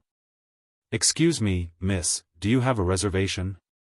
Cheng Shuyuan probably did not expect to encounter such a thing and her expression was a little ugly. Today, she had said that she would open a private room here and treat her friends to a meal. But now, she could not book a private room? In the next moment. Before Cheng Shuyuan could speak, Bei Yunja's voice interrupted her thoughts. "Excuse me, how do I get to room 307? When the receptionist heard the number of the private room, a trace of surprise flashed past her eyes before it turned into an even more respectful gaze. "It's on the 3rd floor, the room on the far right." "Miss, if you can't find a private room, I can get someone to bring you there." With that said, the receptionist looked at Bei Yunj with a respectful and careful gaze. The boss basically did not let guests enter room 307. Most of the people who could use this private room were the boss's distinguished friends. She never thought that one day, she would see a young girl and a plainly dressed old lady enter that VIP room with her own eyes. "No need, thank you." After Bei Yunj finished speaking, she wanted to leave with the old lady, but she didn't expect to be stopped. "Bei Yunj? It's you?" Cheng Shuyuan had been staring at Bei Yunj just now. She always felt that Bei Yunj looked familiar, but she didn't remember seeing such an outstanding girl. But soon, Cheng Shuyuan's eyes widened in disbelief. This was actually Bei Yunj. The Bei Yunj who had been pestering her cousin, Cheng Zihuai. Thinking of this, a trace of disgust appeared in Cheng Shuyuan's eyes. How could this woman be worthy of Zihuai? She was too far away from Yu Jiao. He was simply overestimating himself. "Who are you?" Bei Yunja's reply was concise and comprehensive. It was obvious that she didn't want to bother with him. "You're asking who I am?" Cheng Shuyuan's expression changed and she sneered. This Bei Yunj was really good at pretending. When she pestered Zihuai, she pretended to be pitiful every day. When she saw Cheng Shuyuan, she was like a mouse that had seen a cat. But now, Bei Yunj had entered such a high-class restaurant and was pretending not to know Cheng Shuyuan? Did she really think that she was the daughter of the Qin family? At this moment, Bei Yunj looked at Cheng Shuyuan. After a while, she asked, "You're Cheng something?" Chapter 111. Bei Yunj really didn't remember this person. Some time ago, she often had dreams from the original owner's perspective and had a rough understanding of the things and people that the original owner had experienced. However, Bei Yunj really didn't have any impression of the person in front of her. She seemed to be Qin Youjiao's best friend in the circle. She was also Cheng Zihuai's cousin. Suddenly, Cheng Shuyuan gritted her teeth. "Bei Yunj, how dare you humiliate me?" She actually pretended that she didn't even remember her name. This is. Old Madam frowned and instinctively shielded Bei Yunj behind her. "I'm not familiar with her," Bei Yunj said calmly. Hearing this, Old Madam looked at Cheng Shuyuan and said gently, "Do you know Cheng Shuyuan glanced at Old Madam and the disgust in her eyes intensified. She sneered and said harshly, "You took the Qin family's money and brought your grandmother to such a high-class restaurant?" I didn't expect Bei Yunj to be so filial. As soon as she finished speaking, Bei Yunja's expression didn't change, but Old Madam's face turned pale when she heard these sarcastic words. "Classmate, you've really misunderstood." Cheng Shuyuan glanced at Old Madam in disgust and took a step back. "Misunderstood? I was there when Mrs. Qin said those words, so I heard it loud and clear." After speaking, Cheng Shuyuan looked at Bei Yunj provocatively. "Mrs. Qin said that as long as you contact the person who raised you before, she will sever your mother-daughter relationship with you.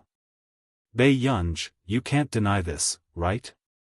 Suddenly, these words were like a bomb that exploded in Old Madam's mind. She quickly broke free from Bei Yunja's hand. She begged, "Miss, don't tell Mrs. Qin about this. I'll leave now." "Don't tell Mrs. Qin. This child didn't bring me here on purpose. I insisted on following her. I'll leave now, okay?" Hearing this, Cheng Shuyuan rolled her eyes and still looked arrogant. She was indeed used to living a poor life. She still wanted to rely on Bei Yunj to live a good life. "Sure, let your granddaughter beg me. I'll pretend that I didn't see it," Cheng Shuyuan purposely said. The old lady's expression changed and she nervously wiped her hands. "Miss, can I beg you?" Before Old Madam Yang could finish, Bei Yunj grabbed her shoulders and spoke in a leisurely tone. "Let her speak. Sever ties with Mother Qin." He couldn't ask for more. However, when Cheng Shuyuan saw Bei Yunja's attitude, her face turned red with anger. "Bei Yunj. Since that's the case, what right do you have to use this room? Didn't Bei Yunj want to cut ties with Mrs. Qin?" She remembered that Qin Youjiao also had a card for this restaurant. It was given to her by Mrs. Qin. Bei Yunj was able to book a private room this time because she had a membership card from Mrs. Qin. "What does it have to do with you?" Bei Yunj glanced at her and quickly decided to go upstairs. Seeing this, Cheng Shuyuan bit her lips, her eyes filled with unwillingness. She turned to look at the front desk and pointed at Bei Yunj. "The card in this woman's hand doesn't belong to her at all. You're letting her book this?" The receptionist froze for a moment and could only brace herself to ask Bei Yunj, "Miss, can you let me see your card?" "I don't have a card." Bei Yunj stopped in her tracks and said slowly. "You don't have a card?" Cheng Shuyuan's tone was sharp. Chapter 112. Seeing that Cheng Shuiyuan did not even care about her manners and wanted to see her make a fool of herself, Bei Yunj suddenly felt that it was very familiar. She remembered. This was the female supporting lead, Cheng Shuiyuan. In the original novel, she was completely a gun that would shoot wherever Qin Youjiao pointed. She had removed many obstacles for Qin Youjiao. The private room is opened by my friend. I came early. Bei Yunj glanced at the front desk calmly. The receptionist froze unconsciously and felt inexplicably terrified. Then, before the receptionist could speak, Cheng Shuiyuan said mockingly, "Nonsense. How can you know friends in the industry? Did you secretly come to find a sugar daddy because you know that you can't live well in the Qin family?" The moment she finished speaking, everyone could not help but look at Bei Yunj suspiciously. At this moment, the old madam's voice turned cold. "Miss, you're spreading rumors. You can be sent to the police station." "Oh, old madam, how many words do you know? You actually know how to send me to the police station?" Cheng Shuiyuan's tone was full of ridicule and sarcasm. The person who raised Bei Yunj was just a country woman.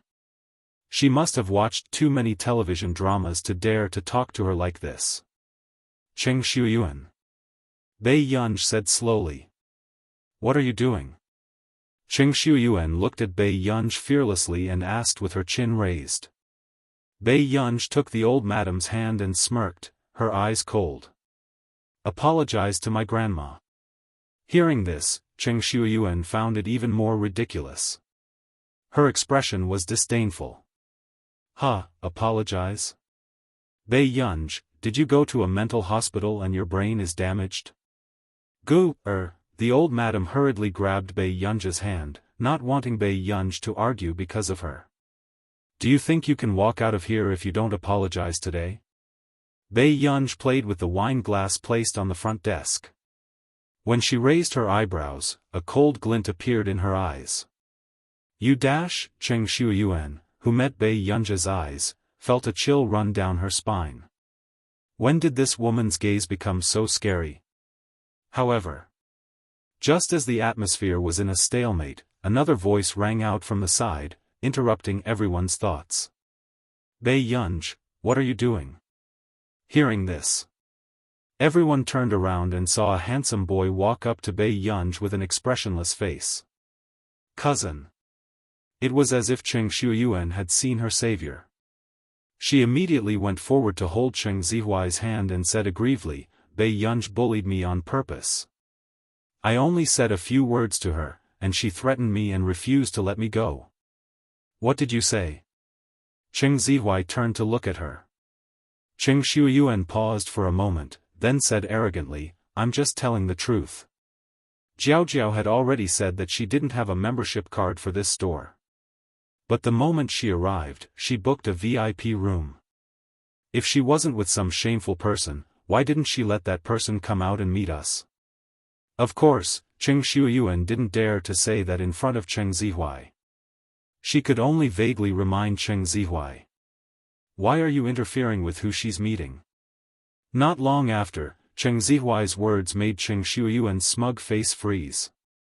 What was wrong with her cousin today? Why was he blaming her first? "Cousin, isn't she fighting with Jiao for you?" "I was just angry, so I couldn't help but say a few words." Cheng Shuiyuan's words made everyone's eyes focus on Cheng Zihuai. Chapter 113. When Cheng Zihuai felt the gazes of the people around him, his handsome face darkened and anger gathered in his chest. This Bei Yunj was indeed not obedient at all. The Qin family would have a daughter sooner or later and would have to marry him. Although the candidate in his heart was Qin Youjiao, Bei Yunj was still slapping him in the face by attracting so many people. "Bei Yunj, do you know how to write clean?" Cheng Zihuai laughed coldly and turned to mock her. Hearing this, Bei Yunj found it even harder to imagine that he could be the male lead of the original novel with such intelligence. Would she bring her old madam on a date with her sugar daddy openly? However, Bei Yunj only snorted, her overly beautiful eyes filled with ridicule. "Cheng Zihuai, when did it become your turn to teach me? In an instant. Cheng Zihuai's expression darkened and Cheng Shuiyuan, who was beside him, was in disbelief. Bei Yunj actually spoke to Cheng Zihuai like this. One had to know that Bei Yunj was dead set on Cheng Zihuai back then. She was willing to do whatever Cheng Zihuai said. Good, very good. Cheng Zihuai took a deep breath. He rarely got angry in the past, but ever since Bei Yunj returned to school, his mood would be extremely bad whenever he saw this woman. Did you ask Shuiyuan to apologize to you just now? Cheng Zihuai stared at Bei Yunj with dark eyes and said coldly, she's the eldest young lady of the Cheng family, so I'm afraid she can't. Since Miss Pei has the ability to get a membership card of this restaurant, I'll wait and see how Miss Pei will make Shuiyuan apologize. In this restaurant, even Cheng Zihuai rarely booked a private room upstairs, let alone a VIP room on the third floor. Gradually, the atmosphere in the restaurant was tense. This scene made the receptionist even more anxious, afraid that these people would fight in the restaurant. Oh, didn't Miss Pei get involved with some big shot? You want me to apologize? Sure, let him talk to me. Cheng Shuiyuan had a smug look on her face. No matter how powerful Bei Yunj was, could she hit her in front of Cheng Zihuai? She wanted to see how Bei Yunj would be able to handle the situation with Zihuai around. At this moment, Bei Yunja's rosy lips curled up and she was about to speak. But in the next moment, just then, someone's warm palm gently pressed against her head, and a gentle voice sounded from above her head. Brother isn't here, and you're being bullied here? After saying this, everyone subconsciously looked at the man standing behind the girl. The man was wearing an expensive handmade suit, and his eyes were cold and noble. He casually stood beside Bei Yunj. He was still tall and had long legs, and he was so abstinent that it was hard to resist. Cheng Shuiyuan stared straight at Huashidu, completely stunned. However, when Cheng Zihuai saw Huashidu, his face turned pale. Wasn't this the man he met at the entrance of the bookstore? Bei Yunj actually knew him? At this very moment, when Bei Yunj heard the voice, she knew who it was without even turning her head. Brother, you're here so early? The coldness in Bei Yunja's eyes dissipated and he looked up at Huashidu. Huashidu responded and handed a black bank card to the front desk with his slender hand. Get Yu Hanran to prepare a membership card for your restaurant for me. Huashidu's deep and magnetic voice was lazy and indifferent. Otherwise, the next time my child is bullied in your restaurant, I'll blame it on him. Huashidu had been to this restaurant a few times before, but with his status, he didn't need a membership card. Chapter 114. It was obvious that the receptionist recognized Huashidu and her expression changed instantly. Oh okay. Their boss was the young master of the U Corporation. However, when she met this gentleman by chance half a year ago, it was her first time seeing their young master be so polite to someone. Besides, it was obvious that their young master was a little afraid of this person. At the same time, seeing this, Cheng Shuiyuan's pretty face paled. She never thought that the man who was related to Bei Yunj would be such a man. In the past, Cheng Shuiyuan had always felt that her cousin, Cheng Zihuai, was already an impeccable existence. However, seeing Huashidu in front of her today, it was the first time she felt like she was looking up to him, yet he was unreachable. But how could Bei Yunj approach such a man? Who are you? Cheng Shuiyuan's tone was unconsciously nervous. However, the man didn't even look at her. He slowly buttoned up his shirt and walked over to the old lady. Director Lin, I'll settle this for Yunyun. Let's get someone to bring you to the private room first. With that said, Assistant Tseng walked towards the old lady and said with a smile, Old madam, don't worry. Miss Yunj will be upstairs soon. Shall I take you there first? Although the old lady did not know who this strange man was, she knew that Huashidu had a noble status and his actions just now were to protect Gu-er. Okay, then I'll go up and wait for you. The old lady nodded and let Assistant Tseng help her upstairs. Then, after the old lady left, the man was ready to deal with the remaining people. "Sir, who exactly are you?" Cheng Zihuai felt uncomfortable and was even more unwilling to believe that Bei Yunj knew him. This was the first man who made him feel inferior for no reason. Whether it was Huashidu's casual gaze or aura, it made him feel oppressed. "You bullied my little girl. Don't you know who I am?" Huashidu's posture was light and lazy, but it was inexplicably aggressive. The aura of a mature man was both lustful and refined. It could easily make one's legs turn weak. Before Cheng Zihuai's expression could turn ugly, he saw the man suddenly reach out and grab Bei Yunj's shoulder. He effortlessly pulled her over. Bei Yunj subconsciously grabbed the man's suit, and the man's cold fingers pinched her cheeks as a punishment. He leaned closer and said in a low, magnetic voice, "Little kid, you don't know how to bully others, but do you know how to complain to your big brother?" This man's casual indulgence in his words was even more potent than an aphrodisiac, making it hard for her to resist. Bei Yunj stood on her tiptoes and leaned close to the handsome and noble man's ear. She raised her beautiful eyes and looked very charming. "How would I know if Big Brother would deal with them or me? Listen to Yen." The man chuckled in a low and hoarse voice. It was pleasant and casual, making people's ears go soft. Her cold, pale-colored pupils were tainted with an ambiguous gentleness. The corners of her upturned eyes were seductive, causing ripples in one's heart. For the first time, Bei Yunj noticed that the man's eyes were like peach blossoms. They only sparkled when he smiled. His light-colored pupils usually made people feel cold and abstinent. Chapter 115. The back of Bei Yunj's neck was pinched, and a numb electric current seemed to shoot up from her tailbone. It sounded like he was giving her face.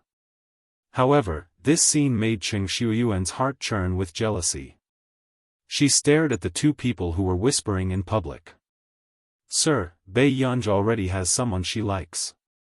She likes my cousin, Cheng Zihuai." Cheng Shuyuan's heart ached and she became even more jealous. She could not imagine why such a man would fall for Bei Yunj. "Cheng Shuyuan." Cheng Zihuai interrupted her with a terrible expression. However, he then stared at Bei Yunj, wanting to know if she would refute. "Cheng Shuyuan, do you have to disgust me in public?" Bei Yunj asked slowly. At that moment, Cheng Zihuai's expression turned even worse. "Bei Yunj, you..." Bei Yunj deliberately leaned closer to Huashidu and placed her hands on the man's waist. She raised her eyebrows and looked beautiful and flirtatious. "I'm sorry, student Cheng. I don't want my sugar daddy to misunderstand." It was not only Cheng Zihuai. When Cheng Shuyuan saw Bei Yunj's clingy look, she was so angry that her eyes almost turned black.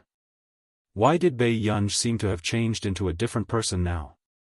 She did not look as cowardly and afraid as before. At this moment. However, that noble and self-restrained man even placed a hand lazily on Bei Yunj's shoulder, as if he was supporting her. Was someone preparing to apologize just now? The man asked casually. In an instant, Cheng Shuyuan's face turned pale and she subconsciously pulled Cheng Zihuai helplessly. Zihuai, how could she not tell that this man was not to be trifled with? Cheng Zihuai calmed down very quickly. "Sir, this matter can be resolved. Actually, there's no need to embarrass both parties." However, the man sneered softly. His magnetic voice was indifferent and indolent, revealing a sense of oppression that went straight to the heart. "I'm here to support my child, not to uphold justice." As soon as he finished speaking, many women in the hall who heard this had the urge to kill their boyfriends. This was the first time she had seen a man so unreasonable. However, Cheng Zihuai, who had the worst expression, could only clench his fists and look at Huashidu with a livid expression. "What if I don't agree? Bickering with a brat who doesn't know the immensity of heaven and earth is quite demeaning." The man's smooth jawline was superior, his posture was gentle and lazy, and his casual tone still hit Cheng Zihuai's self-esteem. Then let your parents come and take her away. With just a confrontation, Cheng Zihuai felt the gap between him and the man in front of him. His eyes were bloodshot. He couldn't help but clench his fists and tremble all over. Assistant Tseng, who had just returned, reminded him with a smile, Master Du, there seems to be only one listed company with the surname Cheng in Yuncheng. Some time ago, they even contacted the Hua Corporation to ask for a cooperation opportunity.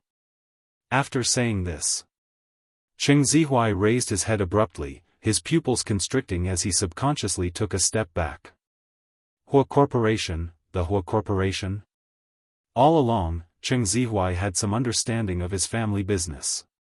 It was impossible for him not to know what kind of existence the Hua Corporation was in the country. The Hua Corporation. How could it be the Hua Corporation?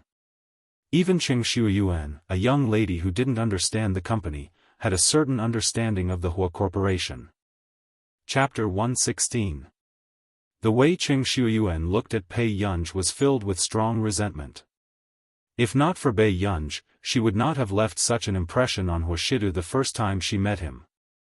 Miss Cheng, if you want the Cheng Corporation to pay the price, this matter will not be so simple. Assistant Tseng reminded her considerately. Zihuai, what should we do? When Cheng Shuyuan heard this, she immediately grabbed Cheng Zihuai's hand. Her eyes were slightly red and she was a little afraid. She was the daughter of the second branch of the Cheng family. Compared to Cheng Zihuai, she was not favored. If she really offended the Hua Corporation, it was very likely that her parents would be implicated. Cheng Zihuai was indignant, but he knew that he could not compare to Huashidu. He gritted his teeth and could only look at Huashidu with bloodshot eyes. In the end, his gaze landed on Bei Yunj. It was as if he hoped that Bei Yunj would settle the matter peacefully. However, Bei Yunj only looked at them with a faint smile. He had no intention of speaking up for them. This made Cheng Zihuai's chest burn with anger. He endured it and gritted his teeth. Cheng Shuyuan, apologize.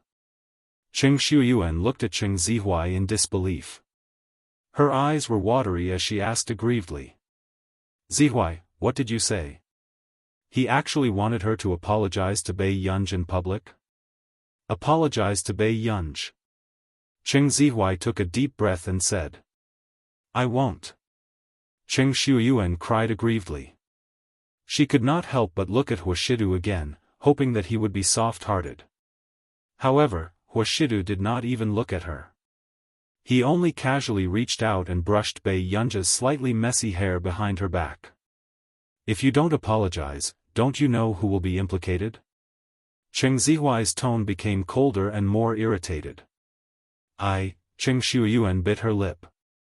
Feeling the gazes of the people around her, she felt even more embarrassed.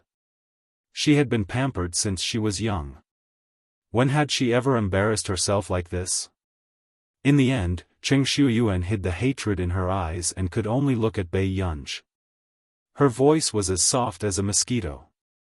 I'm sorry. What are you talking about? I can't hear you clearly, Miss Cheng. Bei Yunj's beautiful eyes twitched. Her behavior was a little bad, but she was so good-looking that no one could say anything bad about her. Cheng Shuyuan's face turned red and white. She raised her voice and said, Bei Yunj, I'm sorry. Are you apologizing to the wrong person? Bei Yunj's smile did not reach her eyes, and there was no warmth in them. She walked up to Cheng Shuyuan and reached out to lift her chin. Cheng Shuyuan struggled subconsciously but failed to break free. She could only look into Bei Yunj's eyes, which were quiet and cold. She's not here now, but I have to listen to this apology on her behalf. But if there's a next time, guess what will happen to you?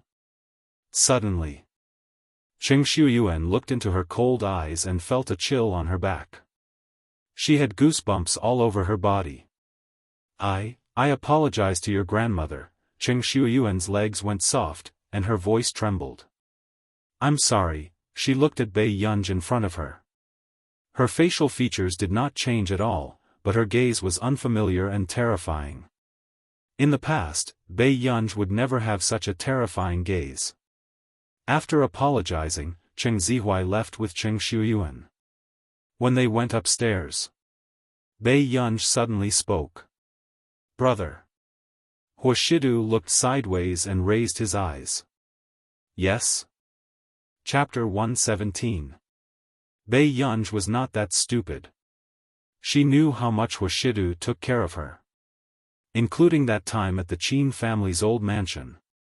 Bei Yunj also knew that Huashidu had stayed behind to talk to him alone because of her. "Why do you ask?" Huashidu's gaze landed on her unwaveringly. "Brother and Qin, you seem to have a good relationship," Bei Yunj said with a smile. Hearing this, those who did not know would think that Huashidu was her biological brother.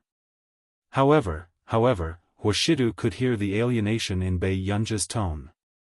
This little fellow looked lawless, but she was actually very meticulous. Bei Yunj indeed felt that she had caused Huashidu a lot of trouble. If it was because of Qin Yu, then Huashidu might be tolerating her. But in the next moment, Bei Yunj interrupted this thought. Huashidu reached out lazily, his cold fingers rubbing away the dirt on her chin. His tone was casual. "I'm not willing to bring all the children of the Qin family home." Bei Yunj was stunned and looked up at him. "Yun, have some conscience." Huashidu laughed hoarsely. His eyes were so dark that even the light was hidden. He was refined and lustful. "Does brother treat you well because of someone else?" Room 307. Bei Yunj pushed the door open and entered. The old madam could not help but stand up and call out softly, "Gu, are you all right?" "I'm fine." After Bei Yunj finished speaking, she saw that Huashidu had followed her in. She said to the old madam, "Grandma, he's Huashidu. He's second brother's friend." Hearing this, the old madam's frown disappeared. So he was second young Master Qin's friend. Then there should be no problem. "Thank you, Mr. Hua, for helping Gu, out today." The old madam thanked him. "Director Lin, you're too polite." After speaking, Huashidu did not disturb Bei Yunj and the old madam from catching up. He only chatted with them from time to time. Assistant Tseng, who was beside him, was in disbelief. If Master Du had used even half of his patience on little young Master would not cry all day long and say that he did not want to see his older brother anymore. "Principal Lin, if you don't have a good place to stay now, you won't be able to find a place to stay. Why don't Junior arrange it for Dean Lin?" What Huashidu said was exactly what Bei Yunj wanted to ask. "There's no need to trouble Mr. Hua. I have a place to stay." The old madam was flattered. Then, she immediately smiled and shook her head. The more she looked at Huashidu, the more satisfied she was. From time to time, he glanced meaningfully at Bei Yunj. Bei Yunj did not notice the look in her eyes. She was thinking about something else. "Grandma, is it because of Lin Jiannan?" Bei Yunj suddenly asked. The old lady had an only son named Lin Jiannan. She bullied the weak and feared the strong. She liked to take advantage of others. Previously, old Madame Fu was afraid that Lin Jiannan would do something embarrassing to ask the Qin family for alimony, so she sent Bei Yunj away in advance. The old lady felt a little guilty and uneasy. Jiannan got married this year. He's preparing to have a child. I have to help Jiannan take care of his wife. When she gives birth in the future, Jiannan's wife will have to give birth. I will also. Grandma, is it his wife or your wife? Bei Yunja's eyelids twitched and she suddenly laughed. Grandma has let your uncle Jiannan down. The old lady lowered her head subconsciously. Chapter 118. Grandma, that's an adult in his 30s. He's not even qualified to be a giant baby. Bei Yunj rubbed the space between her eyebrows and laughed again. Although the old lady opened an orphanage and did not make much profit, she was very thrifty. She gave Lin Jiannan everything that could be given to him. However, However, this Lin Jiannan seemed to be here to collect a debt. It was as if the old lady owed him something in her previous life. Grandma knows, but Grandma owes your Uncle Jiannan. The old lady let out a long sigh, looking a little helpless and disappointed. Actually, the old lady's family background was not good in the past. She was a child who came out of the mountains. Strictly speaking, she was sold to the city. However, the old lady was lucky. When she was escaping, she was saved by a gentleman. Later, she had the chance to go to school. Therefore, the old lady's potential was discovered and she became one of the few botanists in the country. This experience was a gift from the heavens to the old lady. Therefore, the old lady donated all her savings to charities that searched for missing children. She only left a small portion of the money to open an orphanage. Suddenly, Bei Yunj said, "You gave him life and raised him into an adult. Only he owes you in this relationship." At this moment, Huashidu looked at Bei Yunj in front of him and hid the smile in his eyes. He handed the key to the single-family apartment to the old lady. "Director Lin, you raised Yunyun for so many years. There are some thank you gifts that you should accept." "No. How can this do?" The old lady frowned and rejected him decisively. Bei Yunj blinked and quietly moved closer to Huashidu. "Brother, is this your house?" "Yes, Yunyun, don't be embarrassed. In the future, when Yunyun grows up, you can raise me." Huashidu's tone was casual as he deliberately teased her. Bei Yunj smiled at him. "Then I've really profited." Bei Yunj said that on the surface, but in her heart, she was thinking that she would have to withdraw the 3 months' salary that she had just received from the Computing Institute tomorrow to repay her debt. The salary of the top computing firms in the country was not low, and the top computing firms in our nation were even better. Although Bei Yunj was a new member of the Computing Institute, because of her outstanding professional qualities, Marcus did not treat her unfairly. Just 3 months of salary, if converted into country A's currency, would be more than 1.6 million. However, Bei Yunj also knew that the house Huashidu gave her was worth at least 10 million yuan. Otherwise, he would be letting down his status as the president of the Hua Corporation. Suddenly, Bei Yunj felt the pressure of being in debt. She glanced at Huashidu faintly without saying a word. However, unexpectedly, the old lady was also a stubborn person. She was unwilling to accept the house. In the end, it was also the first time that Bei Yunj had seen the old lady get angry. She told Bei Yunj to take good care of herself and left the private room. Bei Yunj turned to look at Huashidu, as if asking him for a solution. Seeing this, Huashidu subconsciously curled his lips and lazily unbuttoned the 2 buttons on his shirt collar. His posture was lazy and abstinent. He picked up his chopsticks and picked up some food for Bei Yunj. "Let's eat. No matter who Principal Lin is angry at, she will never be angry at you." Chapter 119. Does brother know where my grandma lives? Bei Yunj knew what kind of person Lin Jiannan was. Of course, she also knew that Lin Jiannan would not take care of the old lady well. The place where the old lady lives is not very safe. "I'll get someone to bring you there next time." "Okay." Bei Yunj nodded.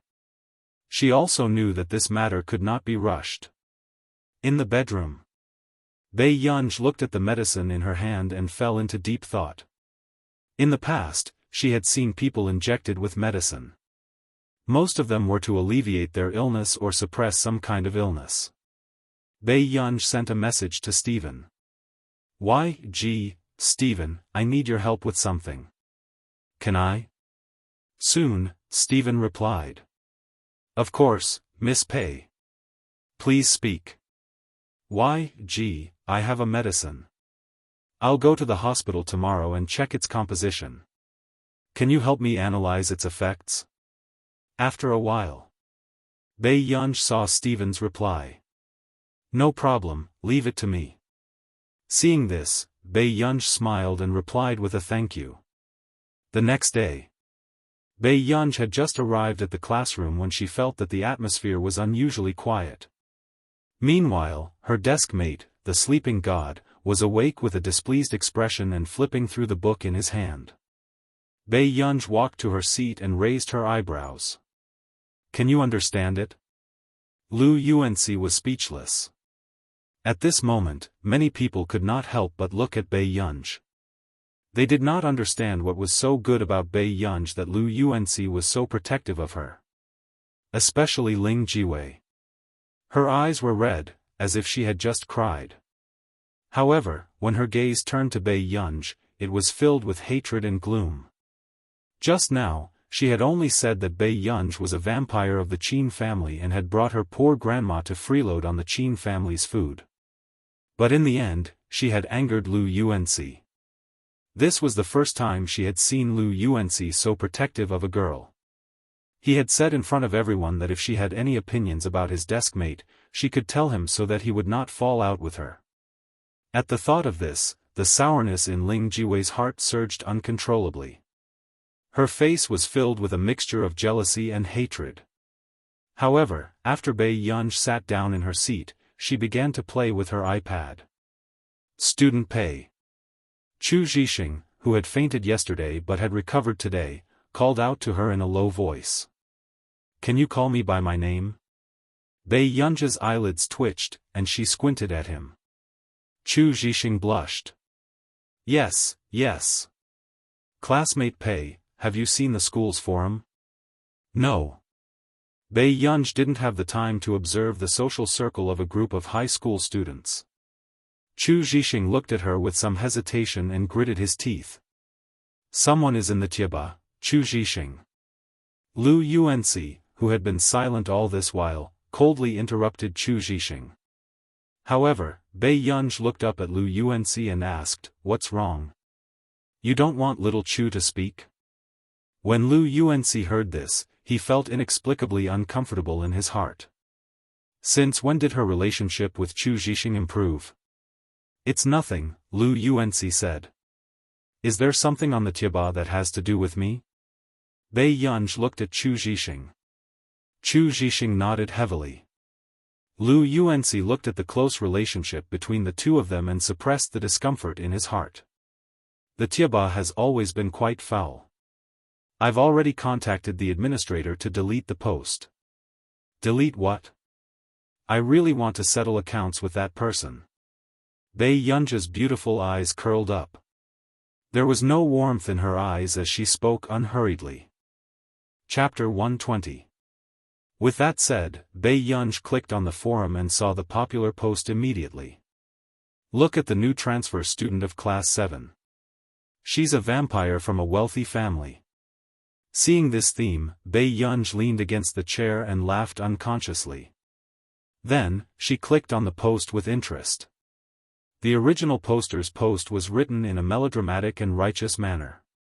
It was easy to stir up the emotions of the high school students. In the past, I didn't think that Bei Yunj was so disgusting. At most, she was just a vain girl. But now, I realized that Bei Yunj is really sucking the blood of the Qin family. My heart ached for Qin Youjiao.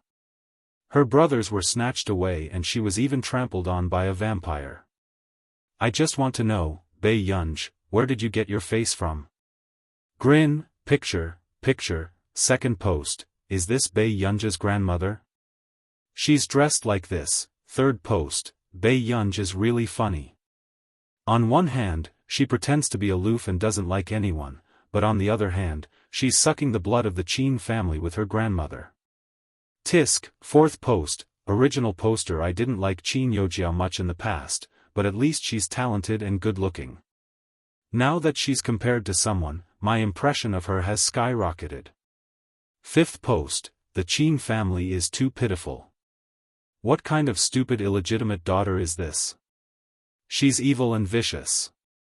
Sixth post, where did so many keyboard warriors come from? If this is really Bei Yunj's grandmother, I think she has a good personality. After entering the Qin family, she didn't despise the poor and love the rich. Seventh post, I think some people are stupid. After entering a wealthy family, she's going to cut ties with the person who raised her? She's so arrogant. 8th post, there's a saint bitch upstairs. Everyone, be careful. Bei Yunj flipped through dozens of posts in the post and her beautiful eyes looked interested. However, when Lu Yuanxi saw that Bei Yunj was actually browsing through her post, he realized that he had underestimated his deskmate's mentality. Aren't you angry? Lu Yuanxi, do you know who posted this? Bei Yunj looked at him and asked curiously. Lu Yuanxi was stunned. You suspect Qin? Before he could finish his words, he stopped. Lu Yuanxi had always had a good impression of Qin Youjiao, but he could also see the conflict and estrangement between Bei Yunj and Qin Youjiao. Could I have guessed wrongly? Lu Yuanxi pursed his lips in disbelief. Bei Yunj glanced at him. Her red lips curved slightly, but her tone was indifferent. Lu Yuanxi, I'll settle my own matters. I don't hate you, but don't interfere with what I want to do. She could tell that Lu Yuanxi was a good person and treated her well. However, it was not so easy to settle the score between her and Qin Youjiao. Bei Yunj looked at the photos in the post. They only captured her face and didn't capture the old lady's face clearly. She didn't show much emotion. He was going to check the information of the poster. But suddenly, the homeroom teacher called her out of the classroom. Bei Yunj, Mrs. Qin is here to look for you. Is she your mother? The homeroom teacher asked awkwardly. When Mrs. Qin entered the office with a dark expression just now, he thought that she was here to look for Qin Youjiao's homeroom teacher. However, he didn't expect that the person Mrs. Qin was looking for was him. I don't know her. Bei Yunj said slowly. Mrs. Qin is waiting for you in the office.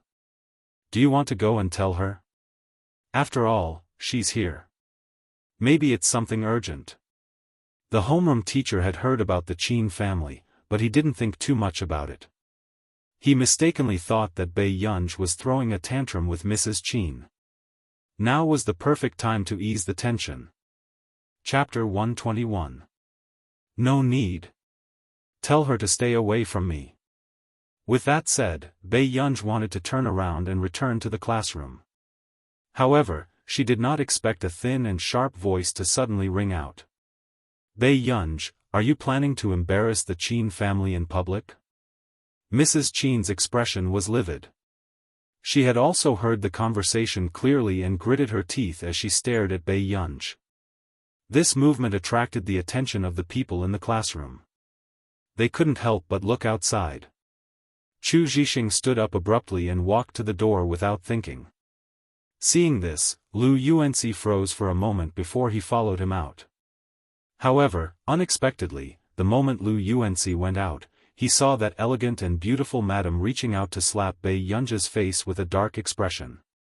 Qin Youjiao, who was standing beside Mrs. Qin, watched this scene unfold without moving. Then, before anyone could react, everyone saw that slap land on Chu Zhixing's face. Seeing that she had hit the wrong person, Mrs. Qin's expression darkened even more. Who are you? Who asked you to stand in front of her? Chu Zhixing's cheek was slapped to the side by that slap. Half of his face was red and swollen, and it was burning with pain. However, he heaved a sigh of relief. It was a good thing that this slap did not land on Bei Yunj's face. However, when Bei Yunj saw that Chu Zhixing had been slapped by Mrs. Qin, the temperature in her eyes turned colder and colder. She pursed her red lips. Why are you standing in front of me? Bei Yunj had planned to let this slap fall on her face. She wanted to use this as a pretext to sever ties with Mrs. Qin. However, she did not expect Chu Zhixing to take the slap for her without thinking. How can you be hit? Chu Zhixing said instinctively. Hearing this, Bei Yunj could not help but look up at him. After a while, she chuckled. Her eyes were already beautiful to begin with, but at this moment, they were even more dazzling. Seeing this, the darkness in Qin Youjiao's eyes surged as she clenched her fists tightly. Why was there always someone protecting her? Bei Yunj, do you remember what you promised me? Mother Qin's tone was still unpleasant. She said sharply, since you don't want to stay in the Qin family. Halfway through her words, Mrs. Qin saw Bei Yunj walking towards Qin Youjiao with her own eyes. In front of everyone, she suddenly raised her hand and slapped Qin Youjiao decisively. That crisp sound was even more hair-raising than Mother Qin's slap just now. At the same time, everyone was so shocked that they didn't dare to move. However, Qin Youjiao was stunned by that slap. She covered her face instinctively and stared at Bei Yunj in disbelief. Gradually, she broke down and screamed, Bei Yunj, what right do you have to hit me? Why? Bei Yunj licked her moist red lips and said in a playful and cold tone, a woman pays for her mother's debt. She looked at Mrs. Qin calmly and lazily, admiring Mrs. Qin's angry expression that looked like she wanted to kill someone. Mrs. Qin, since I can't do anything to you, but you hit my friend, it's very fair to return this slap to your daughter. Hearing this, Mrs. Qin was so angry that she wanted to hit Qin Youjiao again, but she was afraid that Bei Yunj would hit Qin Youjiao again. She gritted her teeth and said angrily, I should have strangled you to death myself back then. Hearing this, even the others felt their hearts turn cold. These were actually words from her biological mother. Mrs. Qin, aren't you too agitated? The form teacher regained his senses and immediately stood between the two of them. Those two slaps just now were so shocking that he couldn't calm down. Chapter 122. Everything happened too suddenly. Then, the form teacher saw that there were people around them. Why don't we talk in the office first? In the office. Mrs. Qin looked at Qin Youjiao with heartache and her voice was soft. Jiao, how are you? Are you all right? Qin Youjiao glanced at Bei Yunj and bit her lip. I'm fine. Mom, don't argue with her. If Grandpa finds out. Hearing this, Mrs. Qin hated Bei Yunj even more. She could not help but laugh coldly. This was her biological daughter. Relying on the old master's love, she was fearless and lawless. How could she compare to Jiao, whom she had raised personally? Bei Yunj, don't think about not leaving this time. I told you before that as long as you see the Lin family, we will cut ties. Mrs. Qin laughed coldly again. It's okay if you want to tell the old master. I will tell everyone that Qin Youjiao is my only daughter. With that said, a voice sounded at the door. Who is it? Before the others could react, they saw a young and handsome man walking in with his long legs. He was wearing a simple black short-sleeved t-shirt and a pair of jeans, making his figure look perfect. His beautiful dark eyes were long and black. Then, Qin Yu took off his black mask, revealing his handsome and arrogant face. Seeing that it was Qin Yu, Mrs. Qin thought that he had come to school specially for Qin Youjiao. Mrs. Qin laughed unconsciously, her anger dissipating by more than half. Qin Yu, you severed ties with your family back then and didn't come home for so long. I didn't expect that because of Jiao, baby, who bullied you. Second brother will teach them a lesson for you. Qin Yu's low and magnetic voice sounded and he hugged Bei Yunj naturally, but his eyes were cold. The form teacher was speechless. Oh no, this family was ready to stand on the same side and fight in school. A few days ago, Qin Yu had come to look for him and said that he was Bei Yunj's biological brother.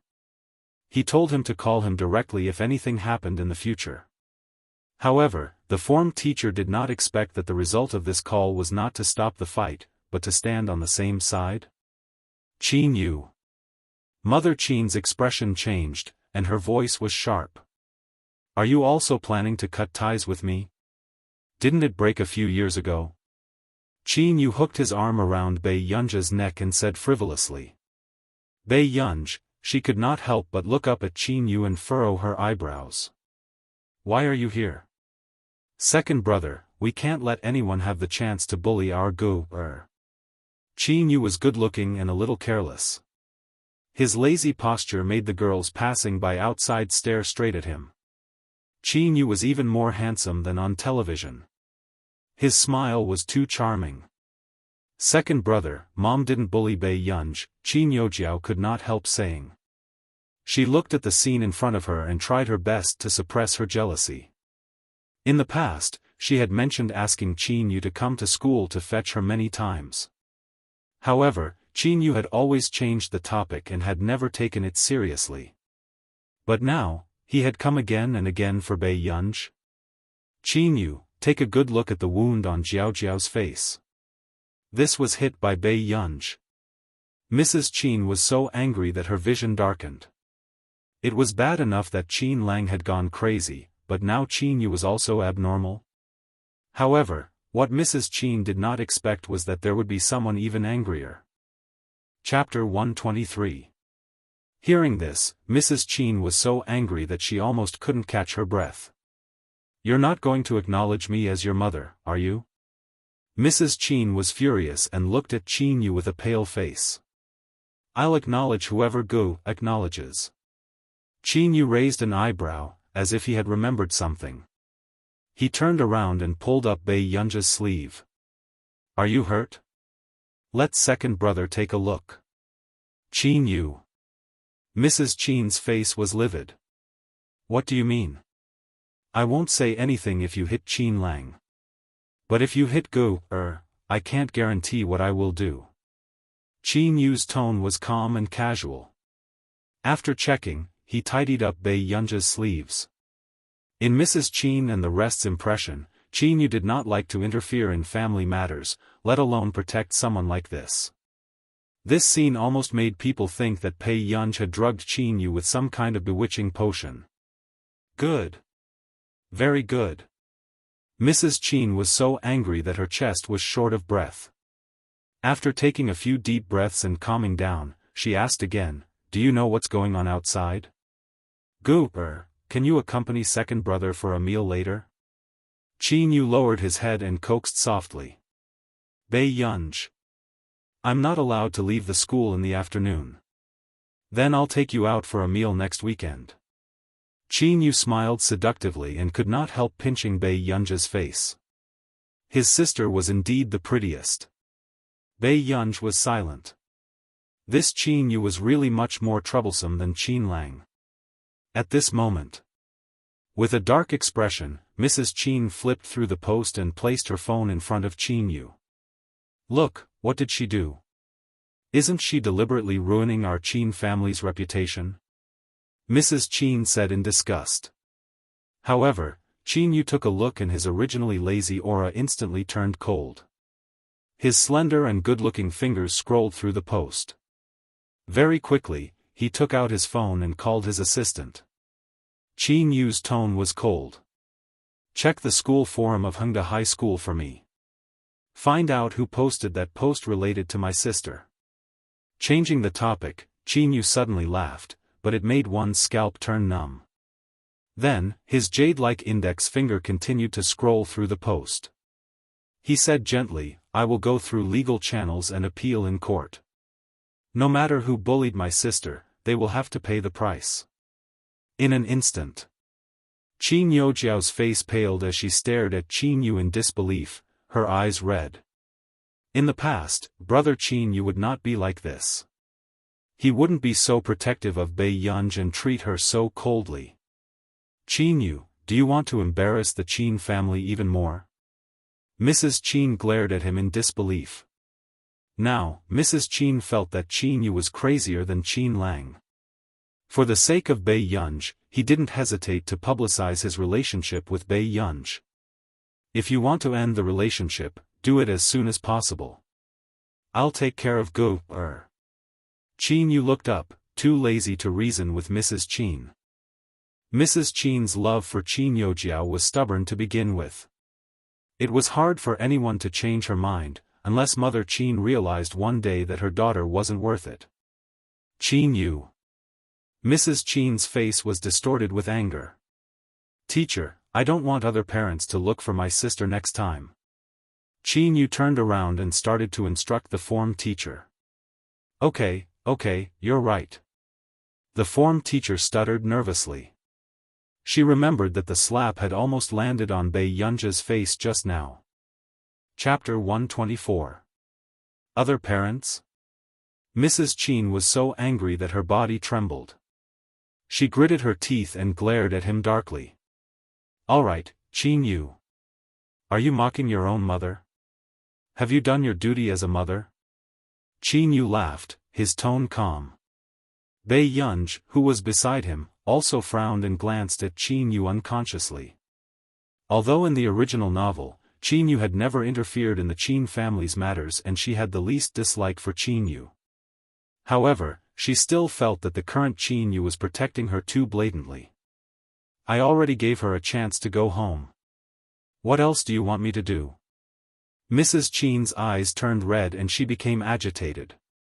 The form teacher beside her hurriedly tried to calm them down. Mrs. Qin, Mr. Qin Yu, calm down.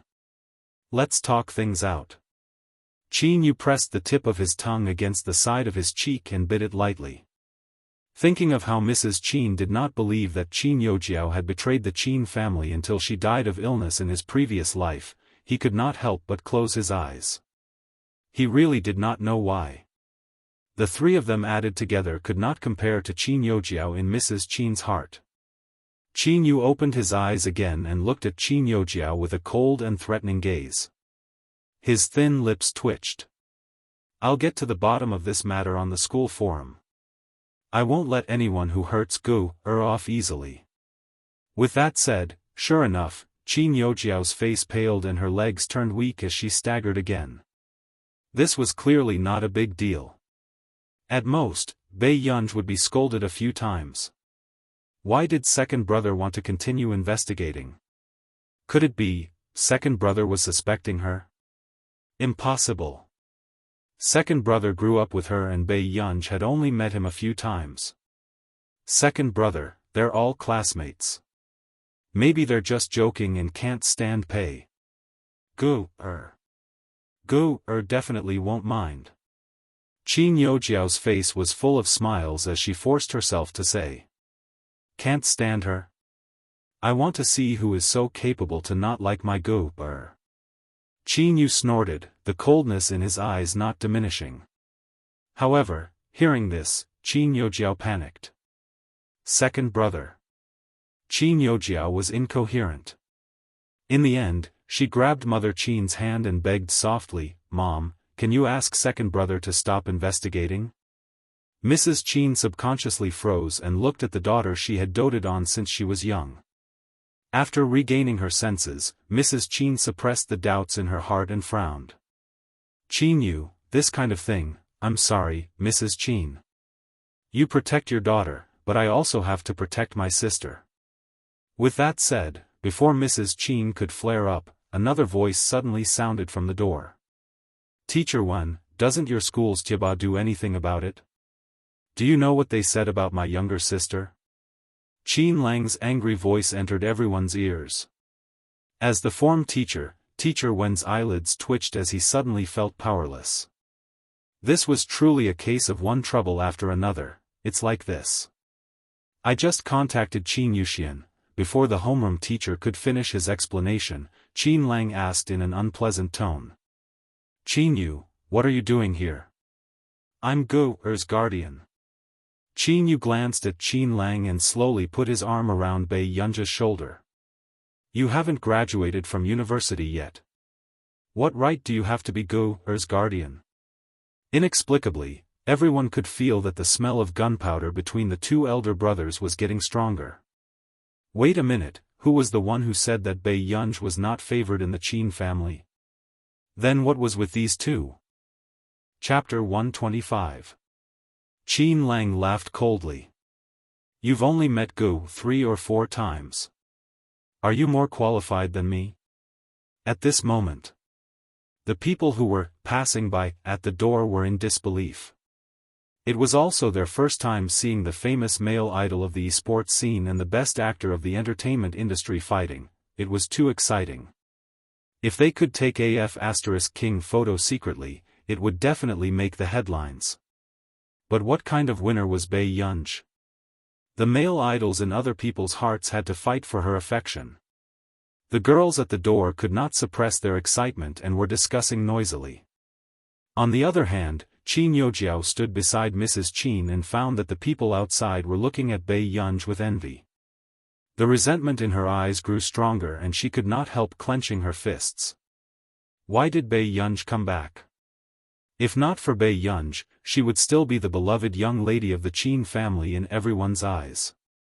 But now, looking at her two brothers who almost fought because of Bei Yunj, she felt like a joke. Qin Youjiao's body was trembling slightly as she tugged at Mrs. Qin's sleeve, sobbing a little. Mom, Mrs. Qin's expression was terrible as well. She held Qin Youjiao's hand and comforted her. Her voice was filled with anger.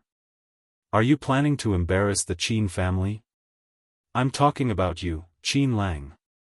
Qin Yu's expression was natural. Before Qin Lang could retort, he said slowly, I've already cut ties with the Qin family. Qin Lang was speechless. Soon. Qin Lang turned around expressionlessly. Mom, if you want, you can stop treating me as a member of the Qin family. He could even stay away from Qin Youjiao, this virus. It was killing two birds with one stone. However, hearing this, Mrs. Qin's expression darkened. Suddenly, the form teacher interrupted and changed the topic. Ahem, about that, we will definitely cooperate with Mr. Qin Yu to investigate the matter regarding our school forum. Okay, thank you, Teacher 1. With that said with a smile, Qin Yu took out his phone and said politely, Teacher 1, let's add each other on WeChat. Just contact me as Brother Bei Yunj. Qin Lang was speechless. In the next second, Qin Lang immediately pushed Qin Yu away. At the same time, he took out his phone and scanned the form teacher's QR code even faster. Add me. Before Qin Yu could refute, Qin Lang smiled slightly. Second brother, have you forgotten? Aren't you going to join the cast for the parent-teacher conference next month? Qin Yu, this brat would be beaten up sooner or later. Seeing this scene, Qin Youjiao's eyes were filled with indignation, but she could only comfort herself that in the future, the Qin family's assets would be managed by her elder brother, Qin Luyan. Big brother was mature and steady. He would never fall in love with Bei Yunj like second brother and third brother. At this thought, most of Qin Youjiao's gloomy mood dissipated. Then, Mrs. Qin said sharply, You're all protecting her, aren't you? Alright, don't regret it in the future. Mrs. Qin could not understand why Qin Yu and Qin Lang would favor someone like Bei Yunj, who was antisocial, ignorant and incompetent, and even dared to push Jiao Jiao down the stairs personally. She took a deep breath and turned to Bei Yunj. Bei Yunj, we have nothing to do with each other from now on. I only have one daughter, Jiao Jiao. I'll get someone to publicize this matter. Hearing this, Qin Lang furrowed his eyebrows instinctively, but Qin Yu watched this scene lazily. Okay. It's best that Mrs. Qin doesn't regret it. Chapter 126. Bei Yunj agreed so readily that Qin Lang was a little stunned. Didn't Gu always hope that mom would dote on her more? Regret? Mrs. Qin's gaze was distant and her tone was cold. Don't worry, it's impossible in this lifetime. At this moment, the form teacher of class 7 was even more anxious. Mrs. Qin, this is not how you teach a child. If you sever ties with her because of some small matter, all the orphanages in Yuncheng will have to line up. The form teacher persuaded, Bei Yunj is actually a very kind child. You have to care for her more, Jiao Jiao. After school, mom will take you to meet a friend.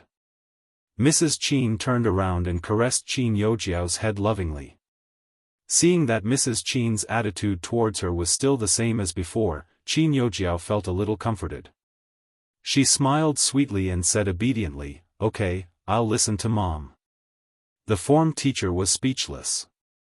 He finally understood that the internal members of the Qin family were really taking sides. Mrs. Qin treated Qin Youjiao as her favorite, while these two older brothers treated Bei Yunj as a treasure. The wealthy families were really messy. The form teacher took a deep breath and could only pat Bei Yunj's shoulder and say gently, "Study hard. I know you're a good child. If you need any help, I'll help you." "Thank you, teacher." Bei Yunj smiled. After Mrs. Qin and Qin Youjiao left. "When are you leaving?" Bei Yunj's tone was calm and there were no fluctuations. Qin Lang became nervous and could not help saying, "Gu, don't take the matter of the forum to heart. I'll settle it." Fortunately, he had been paying attention to Hengda's matters. Otherwise, he did not know what kind of grievances his Gu had suffered. Bei Yunj looked up at them. After a while, she said, "Actually, I didn't just want to sever ties with her today." Qin Lang and Qin Yu froze.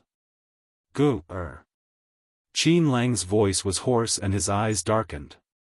"Do you really not want third brother anymore?" Bei Yunj was about to say what she had wanted to say for a long time when her heart suddenly hurt. Her beautiful face suddenly paled, and a thin layer of sweat appeared on her forehead. In a hurry, Bei Yunj placed a hand on the table with difficulty and adjusted her breathing. "Gu, what's wrong with you?" Sensing Bei Yunj's strange behavior, Qin Yu hurriedly supported her. After Bei Yunj gradually came back to her senses, her eyes also became clear. During this time, she had been repeating the dream of the original owner.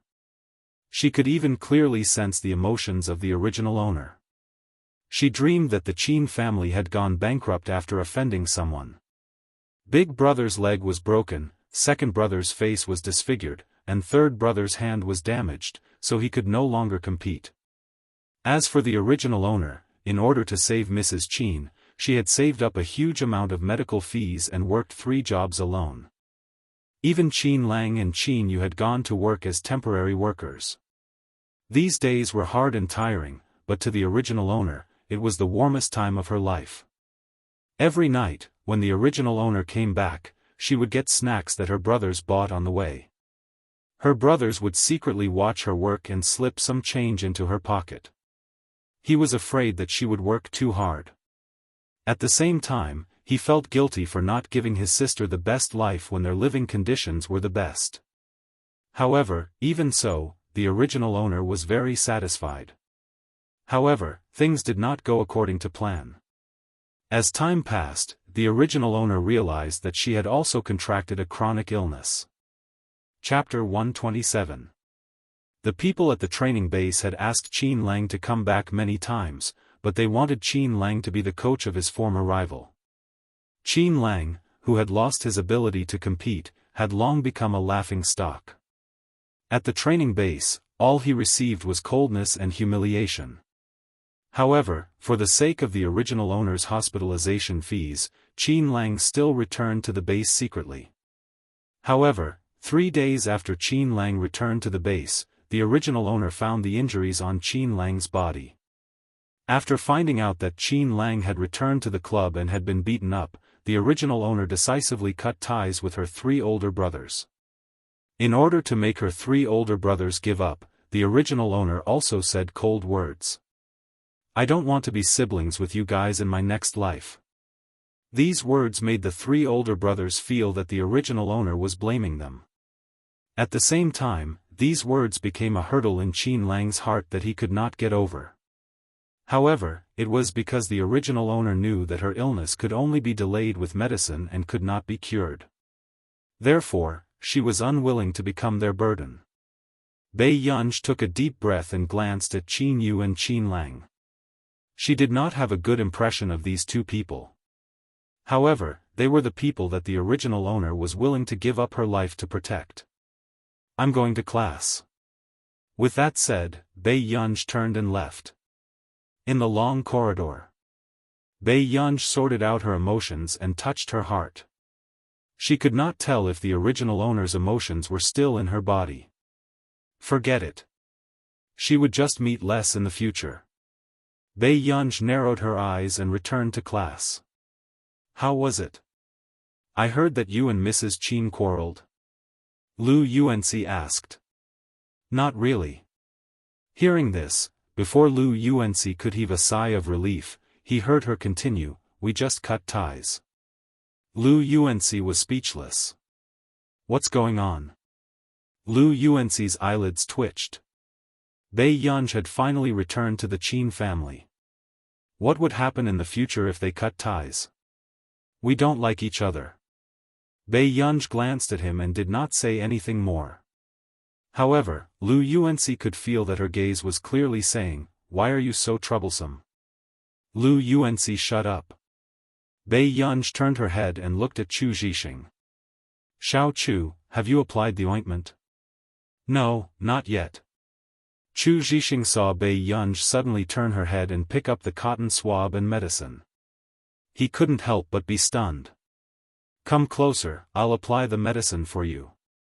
As soon as Bei Yunj finished speaking, the thing in her hand was suddenly snatched away. Lu Yuanci opened the medicine bag expressionlessly. Men and women should not touch each other. After that, Lu Yuanci looked at Chu Zhixing and said, come here, I'll apply some medicine for you. Chu Zhixing felt a chill run down his spine. But seeing Lu Yuanci's good intentions, he could only endure the physical disgust and slowly sit in front of Lu Yuanci. Subsequently, no one knew who was the first to notice this scene in the class. Following that, everyone fell silent. They all watched as their brother Lu gently and considerately applied medicine to Chu Zhixing. Everyone had complicated expressions on their faces. Did they misunderstand? Brother Lu didn't care about Bei Yunj, but Chu Zhixing. After getting a certain answer, many boys had goosebumps. However, Bei Yunj, who was the closest, was interested. Lu Yuanci, don't you feel that our Xiao Chu is quite good-looking? If he loses weight, he'll probably look better than you. Impossible. Lu Yuanci smiled at Bei Yunj.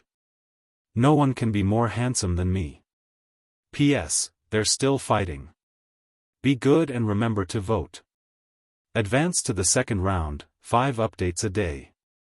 Advance to the third round, 6 updates a day. Chapter 128. Before Bei Yunj could speak, Chu Zhixing retorted, Student Pei's brother is very handsome. Are you talking about Qin Yu? Lu Yuanci asked. Chu Zhixing shook his head.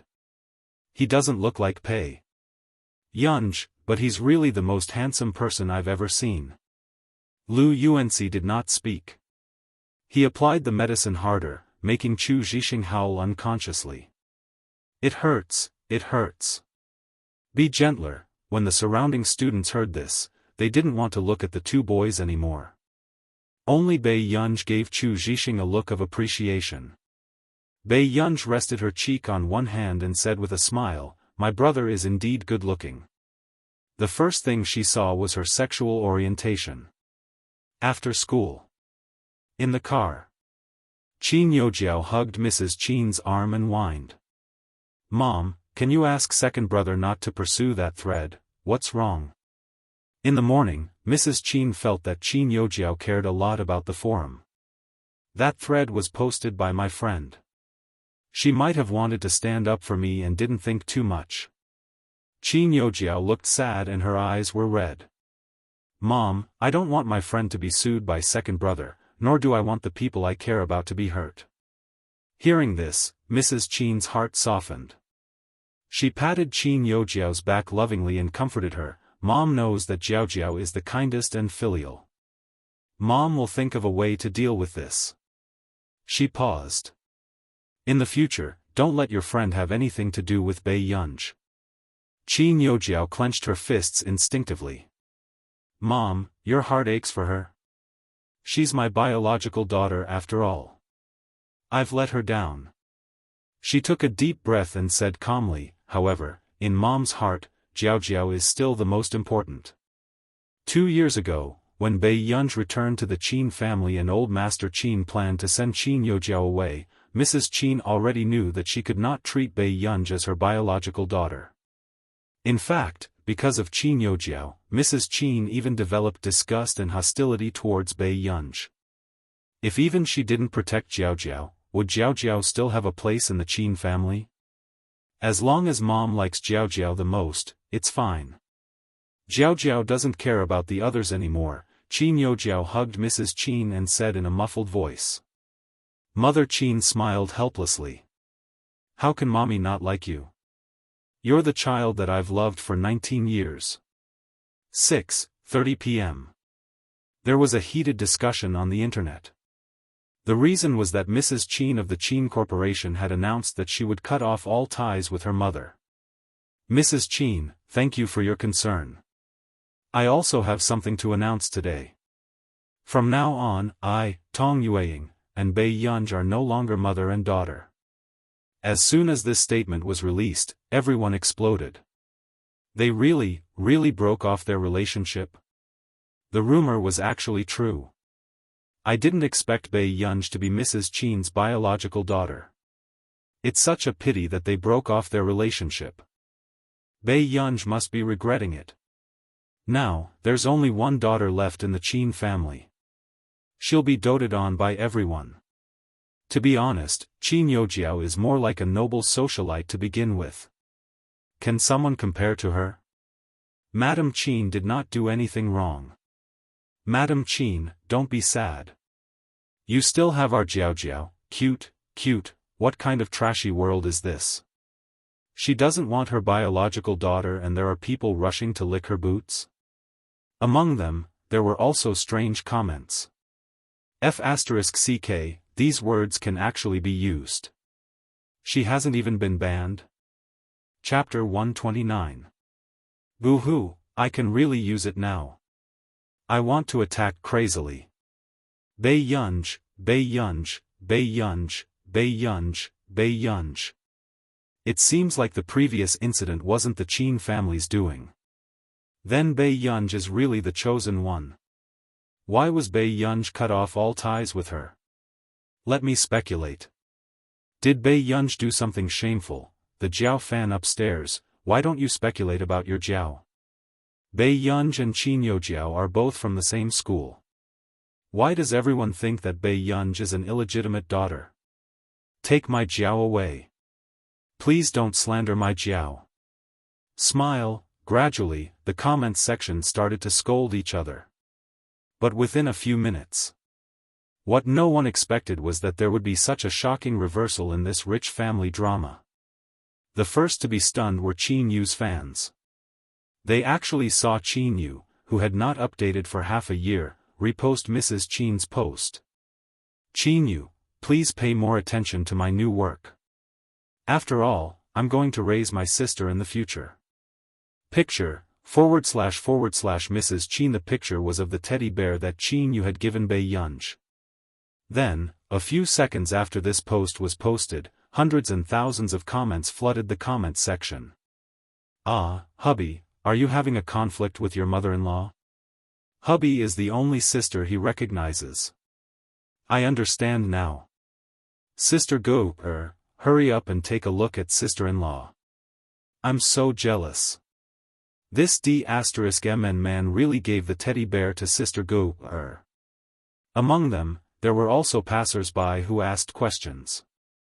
Aren't you afraid that the Qin family will cut ties with you? Soon, Qin Yu replied. Qin Yu?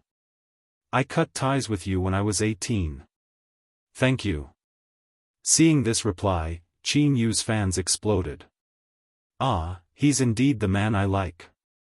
He gave up billions of assets to become a popular best actor.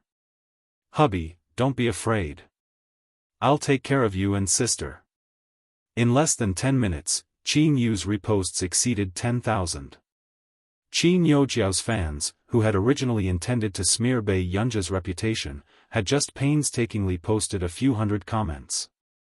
In an instant, Bei Yunj's second sister-in-law's fans flooded the post with tens of thousands of comments, and the negative comments disappeared without a trace. This scene was extremely shocking. Qin Youjiao's fans were so angry that they almost scolded her. Next. Not long after. The esports scene also started to blow up. Crush Qin Lang, do I need you to feed me? Stop dreaming. Grin, picture, Qin Yu / Qin Yu. Qin Lang's attached picture was still a chat record. Judging from the profile picture, this was the same person who had blocked Qin Lang. However, Qin Lang had changed the nickname from Gu to Rose. In this screenshot, everyone could feel that Qin Lang was blatantly showing off. He had just been blacklisted. What was there to show off? Didn't you see that she didn't even reply to your messages? A few seconds later. Before everyone could watch the show, they saw Qin Yu fighting at the front line. Qin Yu, brother, there's no need for that. Picture, everyone clicked on the picture and found that it was also a screenshot of a chat with the nickname Gu. In the chat record, Qin Yu had also sent several messages in a row. However, compared to the lowly Qin Lang, Qin Yu's treatment was obviously better. Gu, are you going to play with second brother this weekend? Second brother has prepared a lot of food and toys. Obedient. JPG, eat claw. JPG, Gu, about half an hour later, the other party replied. Chapter 130. In front of the computer, Qin Lang, who had been very smug just now, froze after seeing the screenshot of Qin Yu's chat. Qin Yu, this be ****, at this moment. After watching the scene of the Qin brothers fighting for favor, the fans and passers-by exploded. Ha ha ha ha ha, I'm sorry. I laughed too loudly. To think that Crush would have such a day. Brother Lang, don't be silent. Men have to be strong. Quick, check if your sister replied to your message. A full stop is good too. Ha ha ha. What should I do? I'm fighting with my life on the wall. Who should I help? Bei Yunj, what kind of life is this?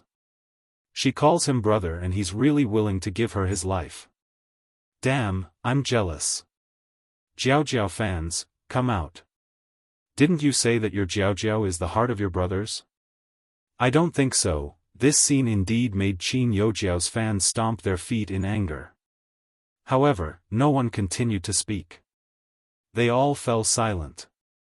After that, after the spectators in the esports scene finished laughing, they suddenly realized something. Wait. Rose.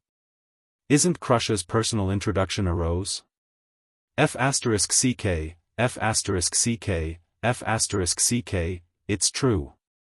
All of Brother Lang's personal introductions have been changed to a rose. So, the real meaning is that he loves Rose? Ah, he's indeed a man in our esports scene. He's full of flirtatious words. I'm tempted. In the Qin residence.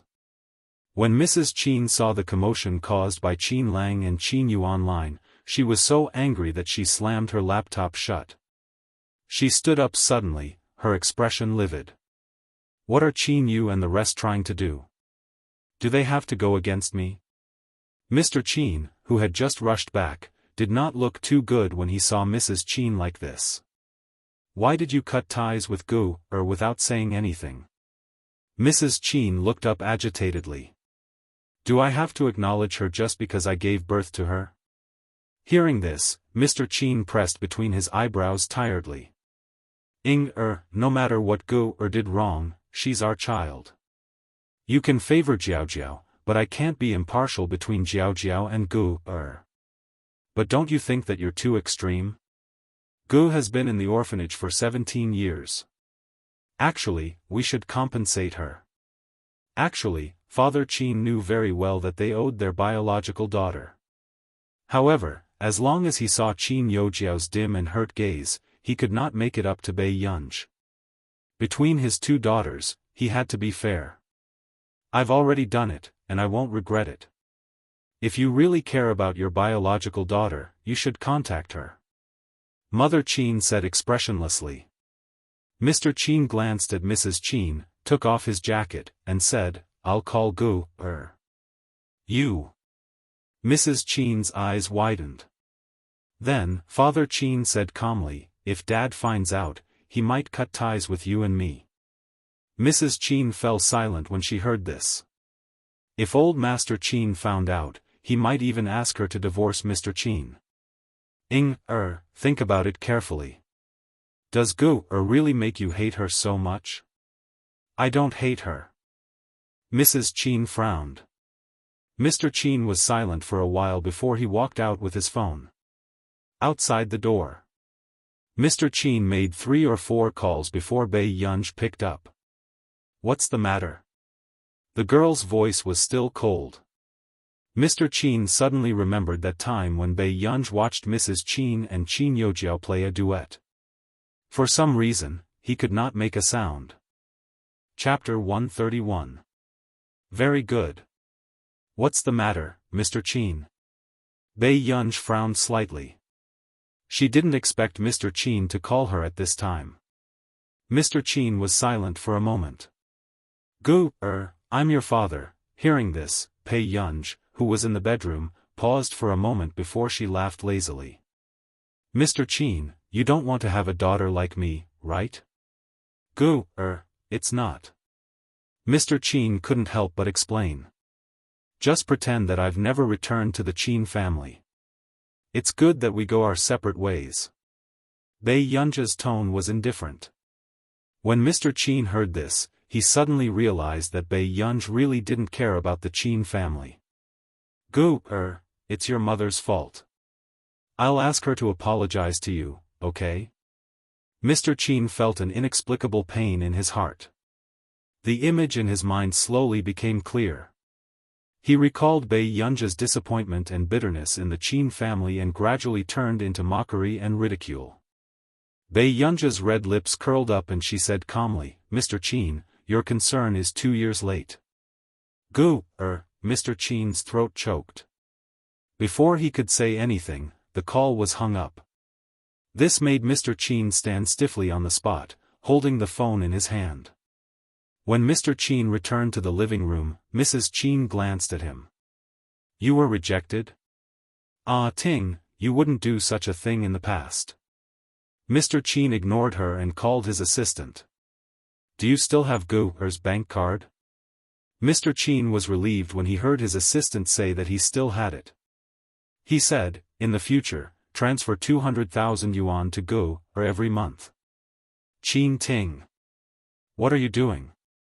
Mrs. Qin suddenly stood up.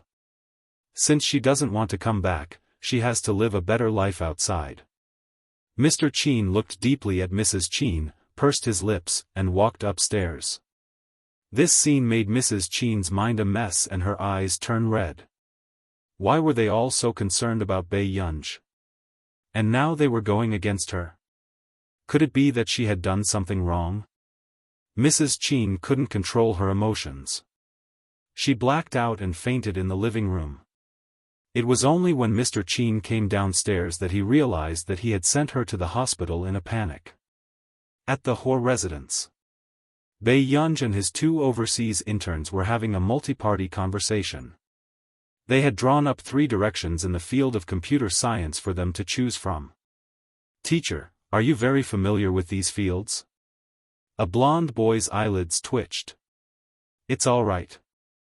If you guys like other fields, that's fine too. Bai Yunj's casual tone immediately made the 2 interns feel an invisible pressure and their scalps began to tingle.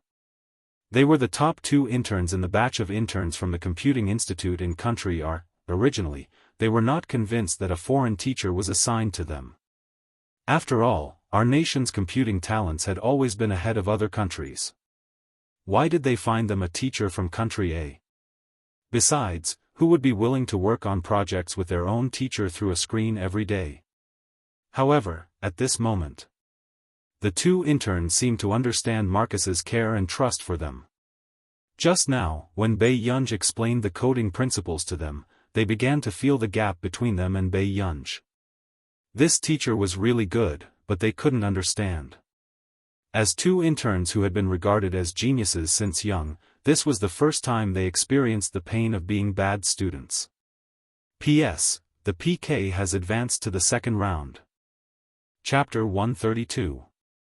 After a long time. Before the 2 of them could speak, Bai Yunj raised her eyebrows. We'll check on the progress in 3 days. How about that? Wait a minute. One of the interns woke up abruptly. What's the matter? The pen in Bei Yunja's hand stopped spinning. For a moment, the two interns looked at each other and found it hard to speak. Unexpectedly, after a while of silence, they heard her chuckle. Bei Yunj said unhurriedly, "Actually, if you really don't like me that much, you can ask Marcus to change your teacher." A few days ago, she heard Marcus say that the two interns were not very satisfied with her. The two interns were speechless. "Teacher, I'm not. You've misunderstood." The intern with brown curly hair immediately explained anxiously. Yes. We don't want to change teachers." The other intern echoed. Bei Yunja's eyelids twitched. "Then why are you throwing a tantrum?" "No. Teacher, we don't understand what you're talking about." Bei Yunj was speechless. Unknowingly, the atmosphere was strangely cold. In the end, Bei Yunj still asked them to choose a topic and write a summary report for her.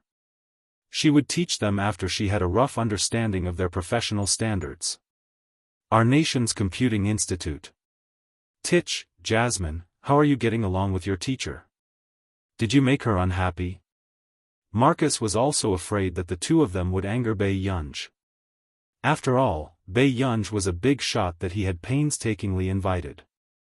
"Teacher Marcus, if we did, it wasn't on purpose."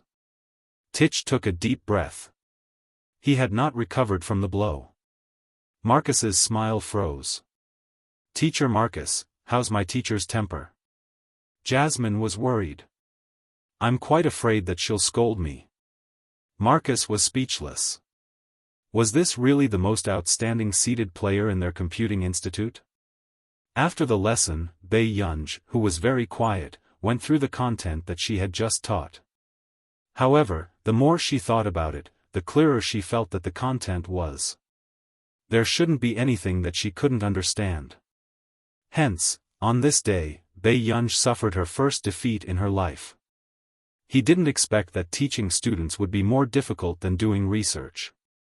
Soon, Bei Yunj suddenly heard a knock on the door not far away. "Who is it?" Bei Yunj turned her head. "It's me." Huashida's low and magnetic voice sounded from outside the door. Hearing this, Bei Yunj stood up and went to open the door. "Brother, what's wrong?" Bei Yunj raised her eyebrows and looked at the man who seemed to have just returned and hadn't had time to take off his suit jacket. Huashida's unwavering gaze landed on her. "Have you finished your homework?" "I'm done." Bei Yunj walked out of the bedroom again. She raised her head and asked with a smile, "Brother, did you look for me because of this?" "No." Huashidu stared straight at her for a while, then raised his thin lips and pinched her cheek casually. His expression was indifferent, but it made one's legs go weak. "Brother came over to ask Yunyun if you want to go home with me." Bei Yunj was stunned for a moment and subconsciously met the man's seductive gaze. 10 minutes later. In the car.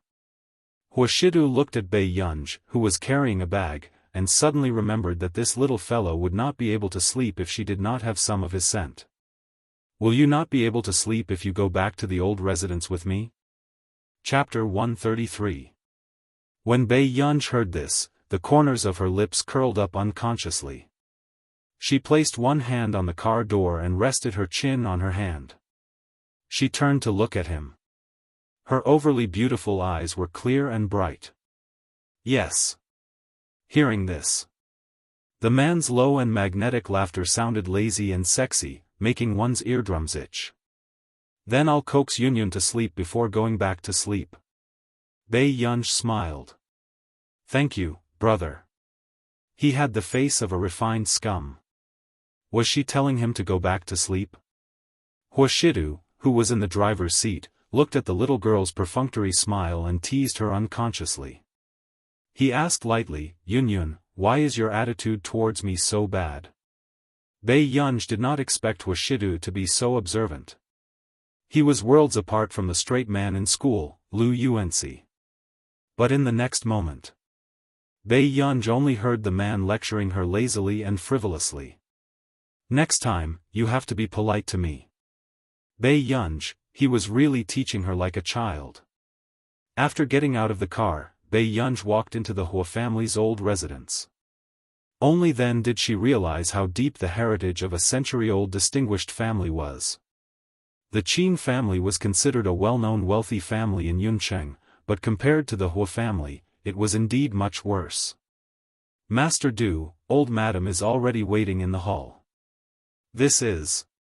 When the butler at the door saw Bei Yunj, a hint of surprise flashed across his eyes. This girl was really beautiful. Even though he had been in the Hua family for so many years and had seen many beautiful and thin people, this girl who came back with Master Du still made his eyes light up. Hello, my name is Bei Yunj. Bei Yunj curled her lips. The butler immediately nodded and said with a smile, Miss Pei, I'm the butler here. My surname is Li, Butler Li, go and get someone to tidy up the room next to mine, Hua Shidu suddenly said. Hearing this, Butler Li immediately understood who this was prepared for. Okay, I'll go and prepare it now, Butler Li quickly said. In the living room. Beside the sofa was a charming old woman. She was dressed elegantly and dressed elegantly. Old madam. Hua Shidu's tone was neither fast nor slow. Oh, you still know to come back? I thought that the next time I saw you would be when I passed away. The old madam obviously had a lot of complaints about Hua Shidu, but in the blink of an eye, when she saw Bei Yunj beside Hua Shidu, she suddenly jumped up. What's going on? Where did you get this girl from? When the old lady saw Bei Yunj, she couldn't stop smiling. However, when she got closer and saw that Bei Yunj was still wearing her school uniform, her smile froze. She turned to Hua Shidu and said, Shidu, although our family lacks a wife, you can't commit a sin. When Hua Shidu heard this, he lifted his thin eyelids and glanced at old madam lightly. Hello, grandma. I am, the younger sister of brother Shidu's friend. My name is Bei Yunj. Bei Yunj's red lips curled up and her eyes curved. However, Bei Yunj did not notice that the man glanced at her with his light-colored eyes. The darkness in his eyes disappeared in a flash. So that's how it is. The old madam suddenly remembered. Wait, young lady, are you the girl who lives in Shidu's house? Yes. Bei Yunj was calm. However, she did not notice that the old madam's expression had become even more complicated. Chapter 134. Just as the old madam was feeling uneasy, a soft voice suddenly sounded not far away. It was filled with surprise. Sister. Bei Yunj turned around and saw an exquisite and cute little guy running over. He held her hand and rubbed against it, feeling a little shy. Sister, why are you here? Are you here to see Momo? Hua Shidu's cold and abstinent pale-colored eyes glanced at him indifferently.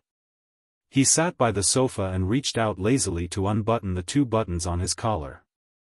His temperament was light and lazy. Yes, I'm here to see Momo. Bei Yunj squatted down, hugged the little guy, and kissed him. The little guy was so happy that his cheeks were red. I knew that sister likes Momo, the man next to her suddenly sneered inexplicably. Bei Yunj turned around and saw the handsome and noble man leaning lazily on the sofa. His clean and well-defined jawline was superior, refined and frivolous. Bei Yunj snapped back to her senses and looked away without saying anything. At this moment, the old madam smiled and carried Momo over. Momo, how do you know Sister Pei? Alas is sister's pet.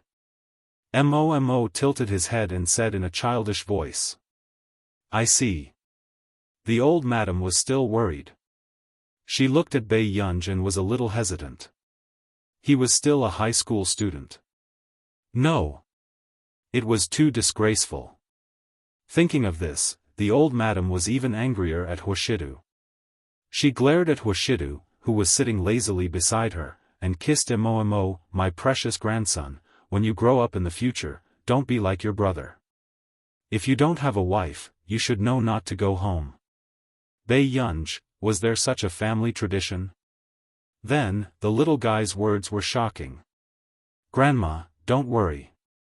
I'll find 10 wives in the future. The old madam's hands almost trembled when she heard that. That's not necessary. At this moment, beside her, the man who had been silent all this while, let out a low, magnetic laughter. Yun Yun. Bei Yunj instinctively looked at Hushidu when she heard this.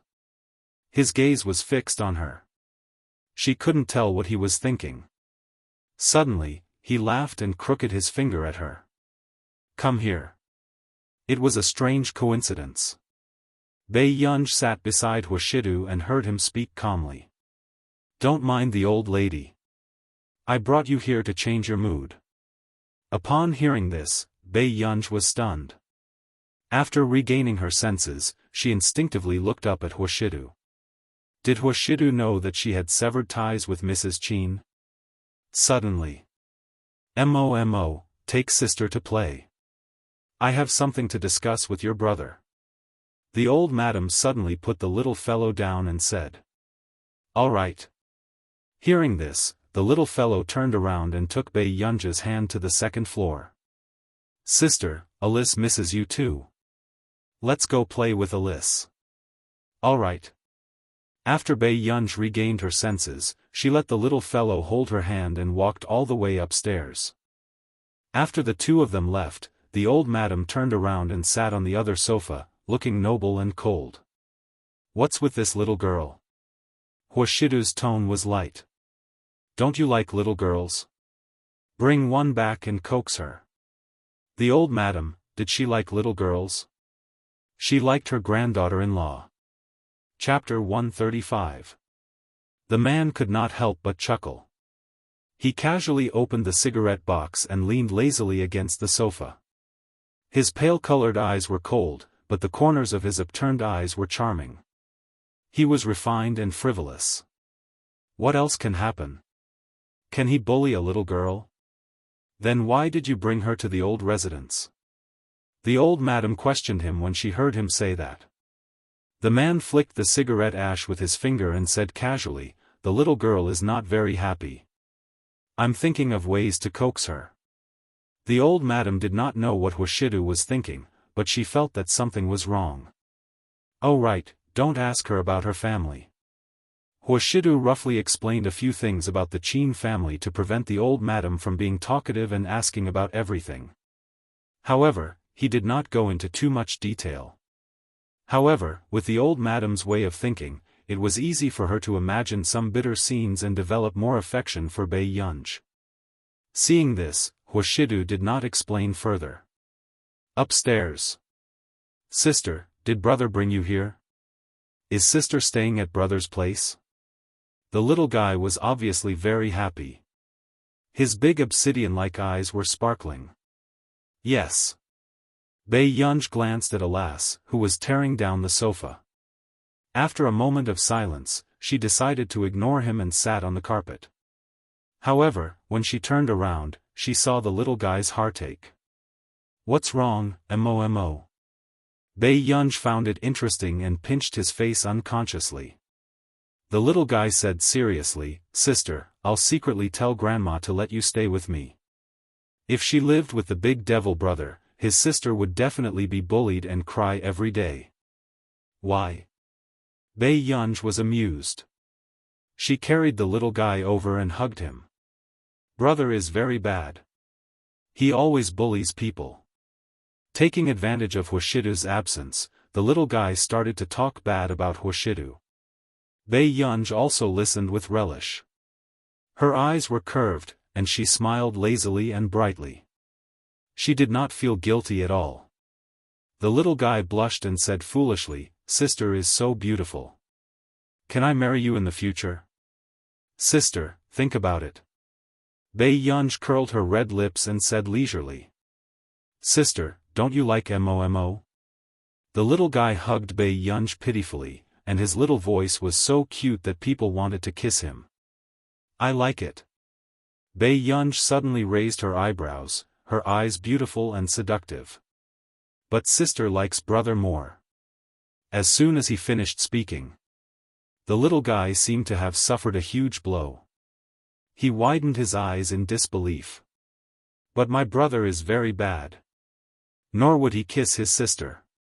Yes, Mo is right. Bei Yunj raised her eyebrows, pinched the little girl's face, and said with a lazy smile, but at my age, I can't resist a bad and handsome brother. Hearing this, the little guy's eyes widened even more.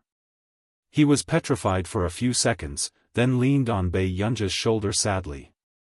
But when Mo grows up, he's not as good-looking as big brother.